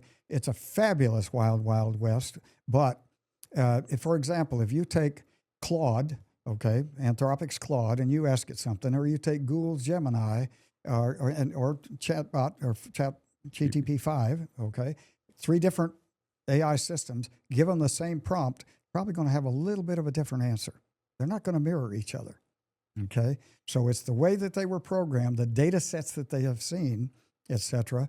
And that's an issue right now because... Before it was, sorry, keep going. No, well, the data sets are important. And there is, for example, when I say wild, wild west, what they did, the companies, what they say, the hyperscalers, they went out and scraped every website they could possibly scrape. Well, the New York Times has sued them, saying, wait a minute, that's copyrighted material. You going to pay us for that? And the question, so yes. Yeah. So now there have been some settlements, okay, for people scraping, which was theoretically copyrighted material. But that's unclear also, okay? So, but my point is, for the intelligence to get to the point where you're saying you think that the future may well be, it's got to know, it's got to scrape, it's got to find as much data in a data set as possible. And is going after as many parameters. GPT-4, when it first came out, and I'll not get the numbers right, so I'll just use a generalization, had, let's say, maybe 500,000 parameters. These now follow-on models have billions of parameters. And that's why it takes buildings the size of a Walmart full of NVIDIA chips with water cooling running through them to keep them from smoking up, okay, to do the transaction, okay? It is expensive. Well, let's back up. So Elon Musk, obviously involved in a lot of this stuff. Yes. It was called OpenAI, correct? Yes. Before. Yes. And he was sort of a humanitarian. The way it was routing, he disagreed with. He felt like that there was going to be too much bias put into it, and he wanted to be able to open it up to where the experience was a lot of different opinions of people on the ground, if I'm not mistaken. And he also wanted it to be a nonprofit organization. That's right. And that's where the big split has been, and that's where he's at loggerheads with them and has sued them, okay, because he wanted to be a nonprofit, and now it is a for-profit corporation. In your opinion, what in his opinion, what happens? Because now you can manipulate if it's a for-profit. I mean, I think that when people realized, and I don't think they realized it till they saw the explosion, that maybe a few, but it wasn't generally recognized that if you're going to be a hyperscaler in this, if you're going to be one of the 4 or 5 that wins in the game, and maybe only 2 or 3 wins in the game, it's going to take hundreds of billions of dollars. There's no nonprofit in the world where somebody's going to throw hundreds of billions of dollars in it. There's no payday, okay? If you notice, the guys that are banking these things, like, was it on, it was one of the, I'm losing it, but one of the hyperscalers took a round of, within the last 10 days, of $500 million, just one round. They've taken $5 billion rounds, okay? And so for those venture guys or whomever's making the investment, to do a payday, it's either got to be a for-profit organization that kicks off money in the future or has the opportunity to go public. Because remember, venture, I got to get my money. It's not my money. Yeah. It's a limited guy that invests with me. There has to be an exit of some way. Okay. So I think I really admire Musk for the way he started this thing out. But I think in reality, they had to split the company. Okay. Because now look what Meta is spending. There's questions as to whether Zuckerberg is spending too much. He's a public company. He has profit. He has stockholders, and he's paying programmers $1 million a year. Does he? Because does he know that if whoever wins this race, Meta could be gone? Yes, that's the whole point. That whoever wins this race has a secondary business. Well, I mean, whoever loses the race has a secondary business. Okay, that's very likely it's going to be dominated by 2 or 3 of the biggest players.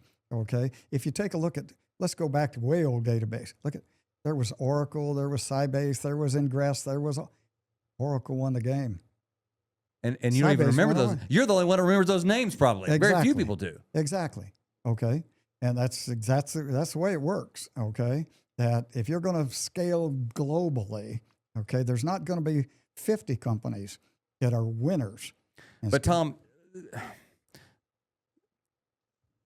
the consequences of whoever wins this race, this sounds crazy, but does it lend into world domination? I would say that it clearly puts somebody in the situation of superpower. Superpower. Nobody is a superpower today, not the United States. We're a great power. We're not a superpower, okay? Define it, because everyone thinks America is the superpower. A superpower has an ethical element of it, too. A superpower has somebody that you're not just great because I can whip you and send my fleet out. Right. Okay. It's because of the way I run my company, the freedoms I have in my company. Okay. The spirituality of my company is admired on a global basis. That's a superpower. Okay. Because I will adopt those characteristics. I admire you. I will adopt. We've gone to a lot of places that have adopted our characteristics because America's the land of the free, blah, blah, blah. Okay. China's a bit of a different. China's in a race to be a superpower where they can dictate terms to the rest of the world. Okay. They clearly have that element. That's their backbone. That's their culture. And we the West, from a government perspective, I know a lot of great people in China that are, not a lot. I know a few that are great people. 100%. That's a government percent. It is the CCP, the Chinese Communist Party. That is their ethic. That's not the ethic of the Chinese guy working like heck to feed his family or whatever. Right. They're, kind of goes back to what we were saying. The neighbor doesn't want to fight the neighbor. Right. Yeah. And it's one of those things where even though, we could get a feel on this, but the Chinese person that put all their money into real estate in Chinese because the government told them this is going to be a wonderful thing is in real trouble. Yep. Okay. Yep. In real trouble. So back to where AI is today. AI today is not as smart as a human. It's not as smart as a human. It could do a lot of things more efficiently than a human, and that is deal with large data sets. Because you can ask an AI a question, and that's a key thing. Because you said, will this, if we get to a certain point where it's so smart, we don't know that it'll start thinking about things by itself. A human always has to ask the question, why? It can answer why today in a massive way. It can answer why. As I was telling you the other day about IBM just put out their vision of where this is going over time. And they have what they call ANI, Artificial Now Intelligence, okay? AGI, Artificial General Intelligence, and then ASI, Artificial Super Intelligence. Those are IBM terms. We're artificial intelligence now, not as smart as a human, okay? Has to be directed, etc., but is gaining ground significantly. Best guess, 5 years we'll be at AGI. AGI is general intelligence. It's as smart as a human, okay? probably can do most of the things a human can do, if not all of the things, and better in I want- dealing with facts. I want to marry something here because, and I think that the robot's name's Leo. I mean, you can name it whatever you Right. want. But today, I was just seeing an article, and I think this is maybe an Atlanta area, but this robot for $450 a month, that's kind of the subscription to this thing. It will clean your dishes, do your laundry, can cook food while you're gone. Right. Okay. You're saying that that's the future, probably, more than likely. We're going to have assistants, if you will, at the house. But now you could marry that thing, would have knowledge, general knowledge of a Yeah. human being. Well, yes, learning knowledge. So when you're gone, it could pick up. Well, it wouldn't even have to pick up a book if it's Wi-Fi. It would just download. That's exactly right. Now, what's going to happen is Wow. they are going. What is happening more and more is they're learning that if you have to be hooked to the internet at all times, okay, that's a problem. That's a problem for both latency, Yeah. okay, and it's a problem in cost, making that stuff happen, okay, in a data center, okay. So a lot of things are moving. AI is moving to the edge, and the easy way to understand that is the Tesla or any car. That car has all the things in that car were learned in big data sets. What is a cat? What is a dog? What is a stop sign? What is the yellow? Blah, blah, blah, blah, blah.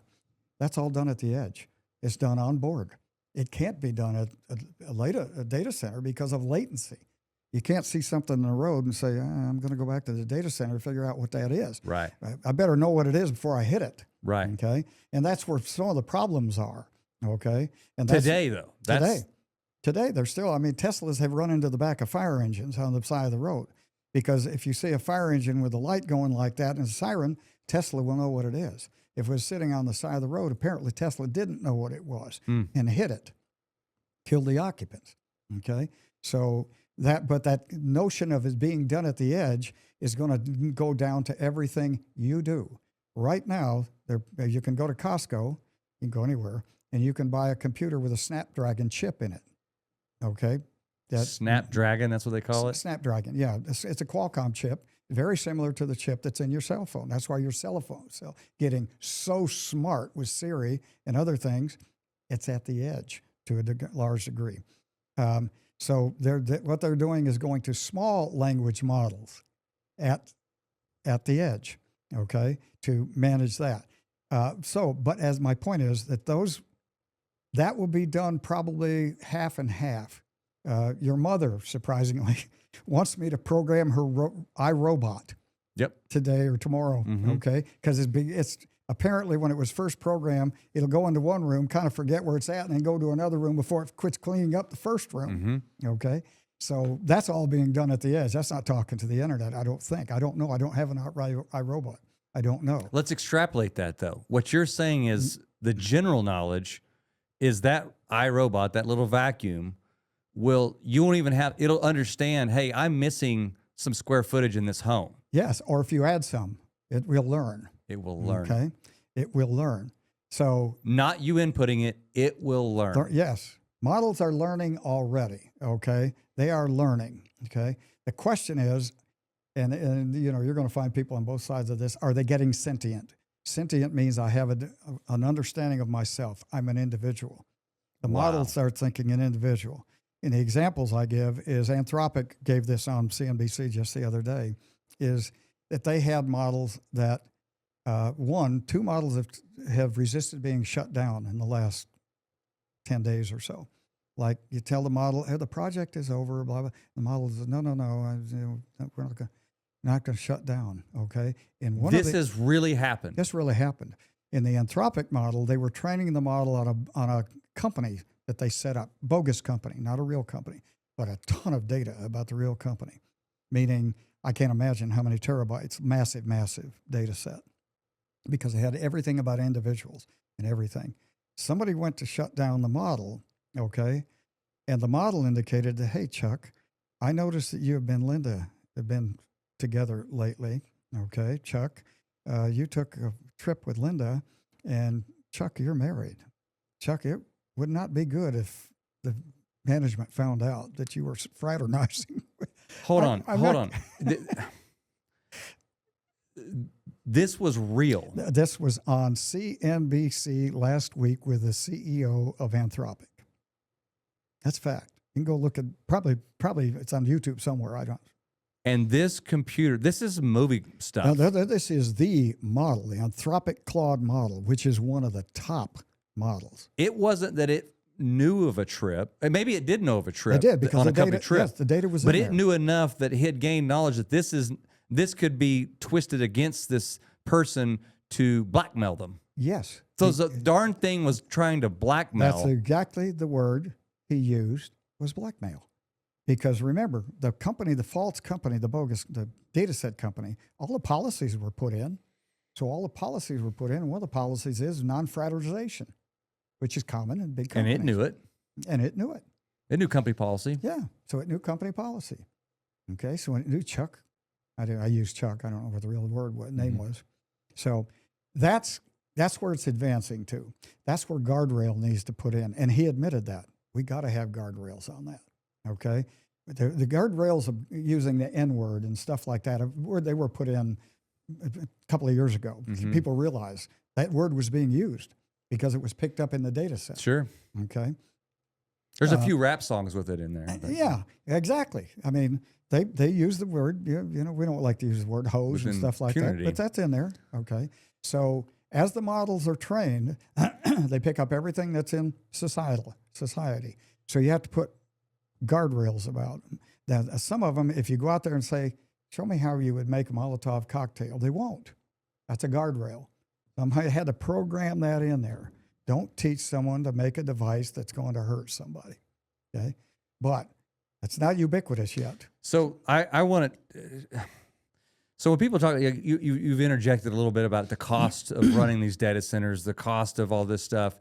That is going to change too. So the thought, like this is going to demonetize so fast, it will boggle your mind, because today things have to run at a sub 32 degree temperature or else they're overheat. Right. That's the supercomputers of the 70s where they're running off of electrons and copper. Today's is going to run, the next supercomputers are going to be running off of protons and light at room temperature. Right. Light's pretty cheap, as long as you can get in there. Copper's expensive. Heating and cooling's expensive.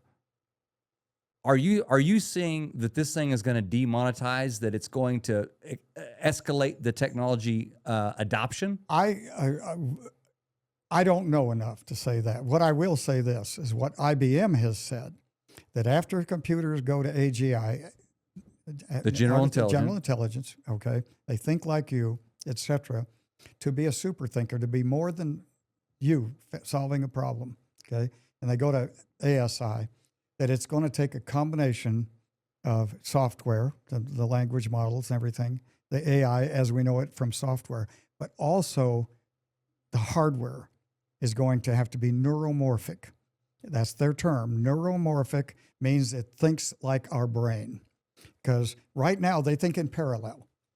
That's why it costs a massive number of chips and everything, because they're solving the problem, not one processor trying to figure out there are hundreds and thousands of processors are solving that problem all at once, okay? But it's still parallel, okay? It's not neural like your brain, at least according to IBM, that the hardware will have to morph along with the software. So yes, I think the technology will change, but there's still a school of thought that this is a bubble. That really? Yes. Oh, yes. That, and not that the technology, not that AI is not going to deliver the promise in terms of a lot of things, but that so much money is going into it that there will never be an economic return for some of the companies that are scaling. Okay? That there will be losers in this game. There will be losers that simply would put hundreds of millions of dollars into this, or billions, and it won't work out for them as a scaler. Well, I feel like there is, I'm obviously a very spiritual, biblical guy. There's a spiritual realm to this. And like throughout Scripture, throughout the Bible, you can certainly see where Jesus says, it's not my time. I'm not going to do this. I'm going to allow this. God does this throughout the Bible.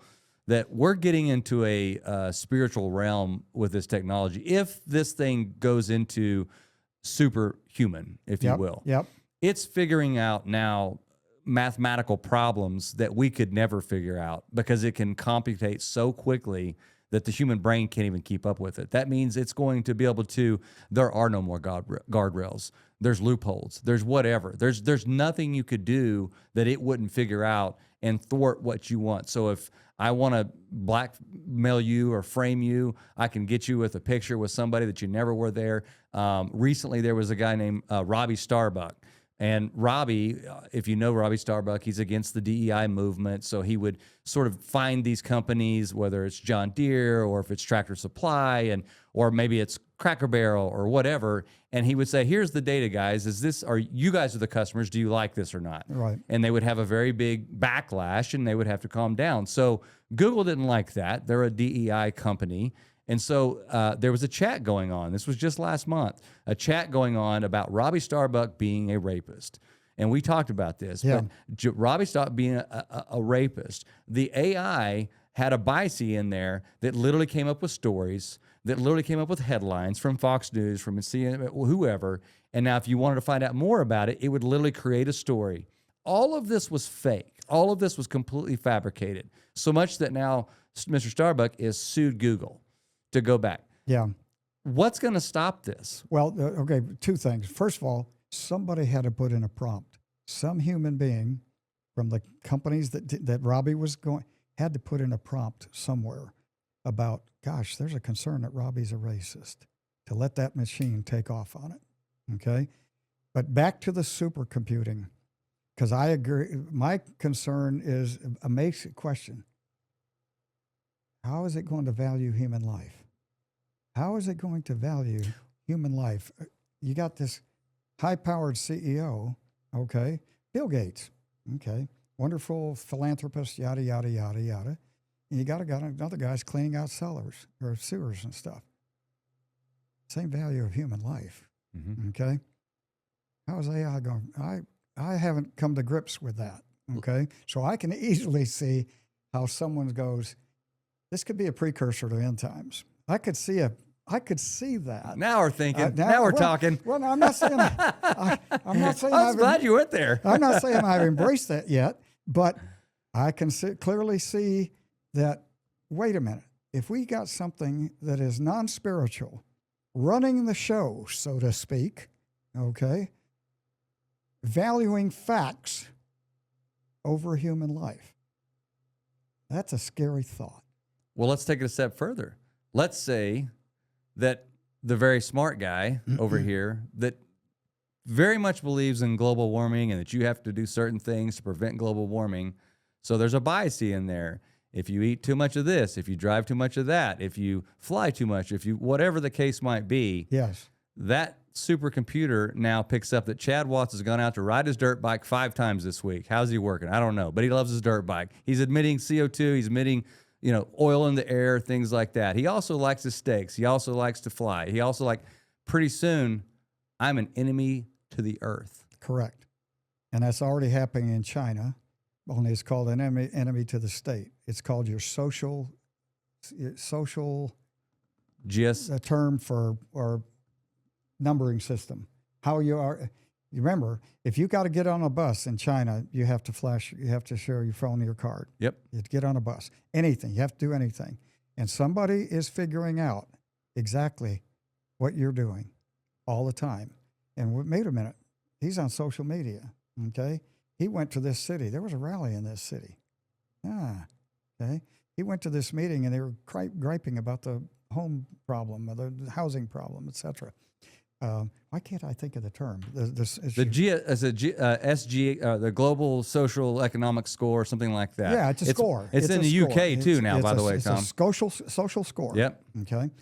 And so I think that, because we talked about this briefly the other day, I think this could lead to a clash of civilizations, meaning that, hey, the people in Africa are just trying to feed themselves at this point, a lot of them. Mm-hmm. They don't care about DEI. They don't care about coal burning. They really don't, okay? They want to advance into the first world as opposed to the third world. All right. And if the decisions are being made by computers programmed by us, okay, or by themselves at this point, because the other thing Anthropic mentioned in the same thing where he talked about the bias and the blackmail, this is the software company itself. 80% of all the programming is now done by the machine, by the AI.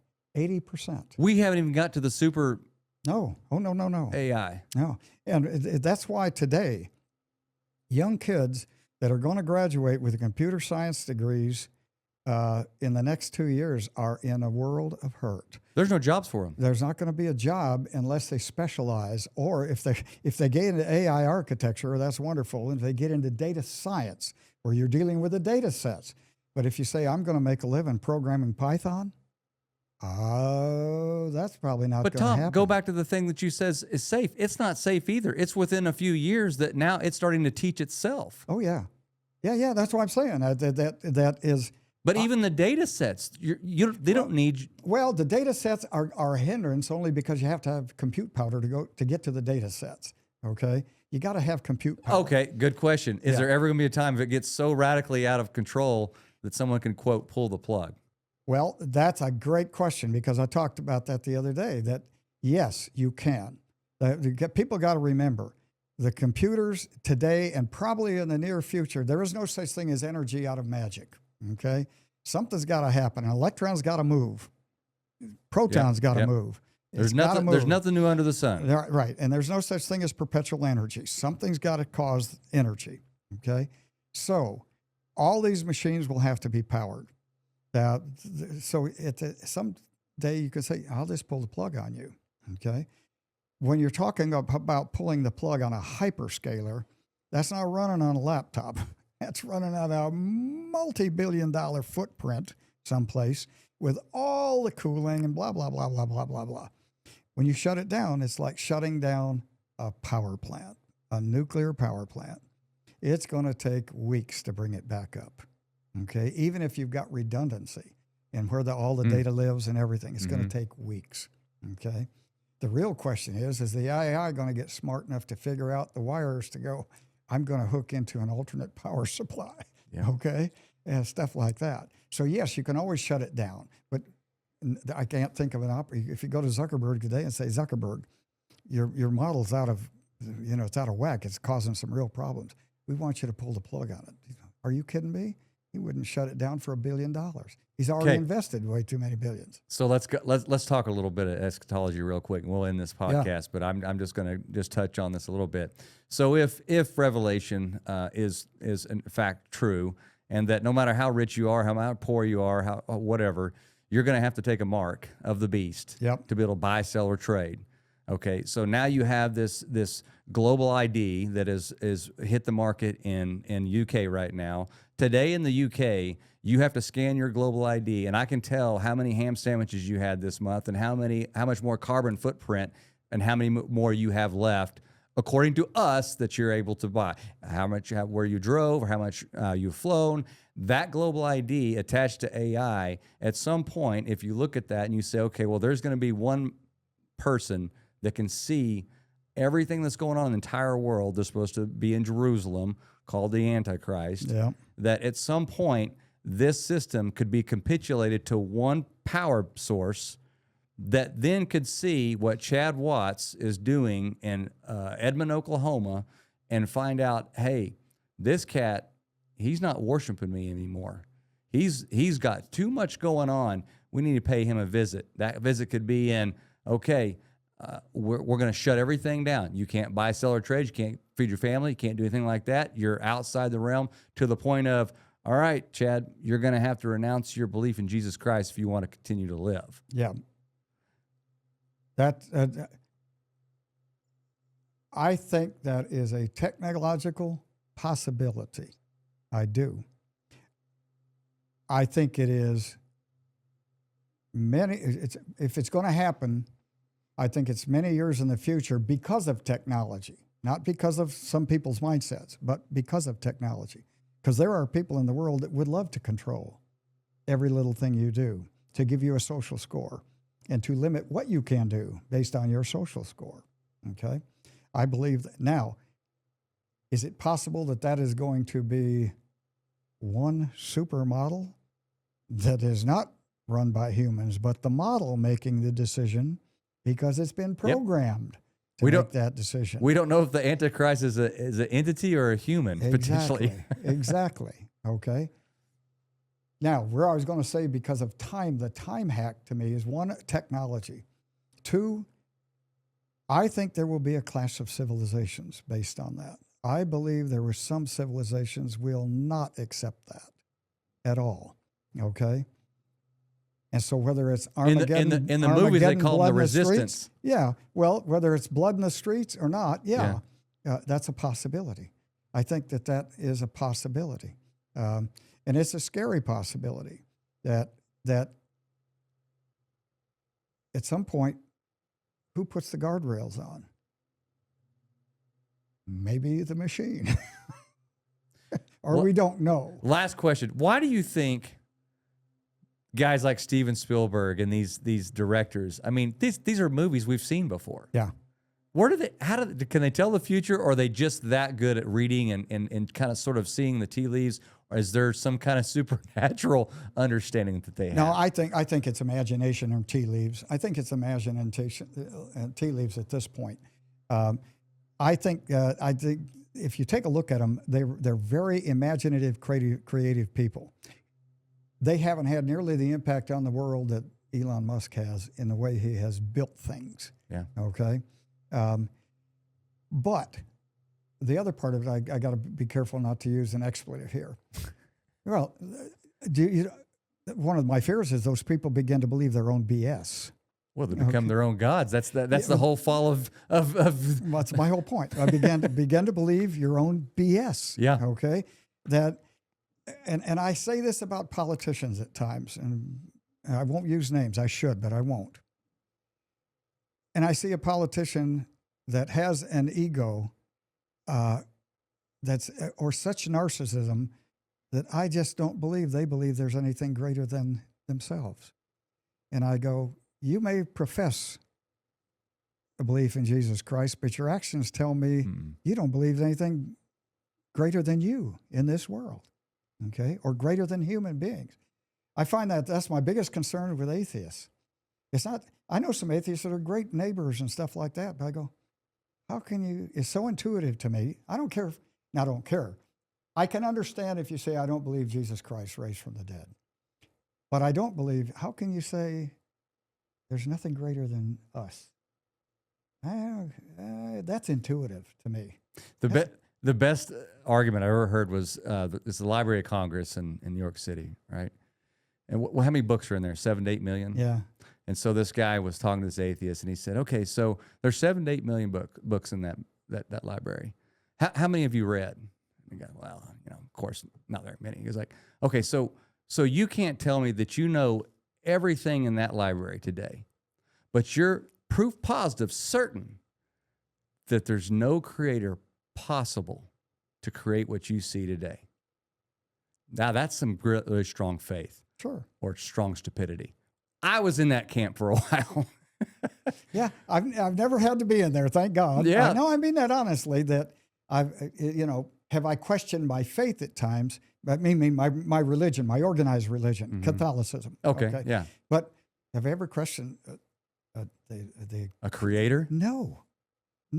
And I am, one of my biggest concerns is we have people in our government that question the word creator in our Declaration of Independence. That scares the hell out of me. Tom, that we have people in our government. What's the greatest hoax ever by the devil? That he doesn't exist. Yeah. He darn sure exists. Yeah. And there's darn sure people that follow him. Yeah. Tom, what an awesome interview. I could keep going and going and going. Do you have final thoughts that you want to, what would you suggest to the up and comers of the 19, 20-year-olds right now?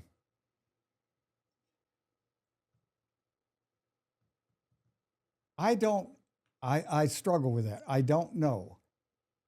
One of the prayers I say at night is basically, it's the last one, okay, is I thank the Lord for the abundance of blessings on my kids and my grandchildren. And I pray that he will charge me with raising them in the sight of God. Okay? And that's really, I think mostly at my level and at my age, I try to do it by exemplary behavior. Okay? I am not pious. As you know, I use salty language occasionally. Okay? But I try to do it by behavior, the way I treat people. Okay? He wasn't there when we told the story last night, real quick, I'll tell it. Mm-hmm. In the fact that I give money to guys. Okay? I give mm-hmm. money to people that need or claim to need money. I have a 5-year-old granddaughter. I stopped at a stop sign the other day. A black guy came up to the window in Atlanta. Okay? And I said, and I gave him a couple of bucks. And I said, here, take it, bless you, bro. And my little 5-year-old in the back go, what the heck, bro? Okay. Grandpa, you can't say that. Yes. But I'm thinking, that's what I want her to walk away with. That guy needed a couple of bucks. I had a couple of bucks. Okay. And all he needed was a blessing and, okay, bro, go. Okay. That's what I could do for him. I mean, so to speak, mm-hmm. everything. So that's my best answer, I guess, because I'm not organized that way. I'm not organized. Okay. I am generous. I mean that honestly. I've been very blessed. I ain't the smartest, sharpest knife in the drawer. I know that. I've been very blessed. Okay. And I try to share that. Well, I can't thank you enough. I mean, I think that you nailed it for me as Christian men, if you're going to take the name of Jesus Christ as your Lord and Savior, what's this phrase go? Use Scripture only when necessary. Your actions should speak louder than anything. Yes. And if we're men of Jesus, then don't be a hypocrite. What are you looking at? What are you listening to? Unfortunately, what's coming out of your mouth sometimes, I know we slip. How are you treating your wife? How are you treating your kids? How are you treating your neighbor? Those are all things that the rest of the world, Jesus says, they don't hate you. They hate me. Yeah. They hate me for my accountability and kindness. Strange, right? But I've always tried to figure out when I'm hiring people or friends of people, like, what do they do for someone that can do something, either something for them or something to them? You better treat them all the same. Yeah. Okay. Well, Tom, thanks so much. I appreciate it. That was awesome. My pleasure.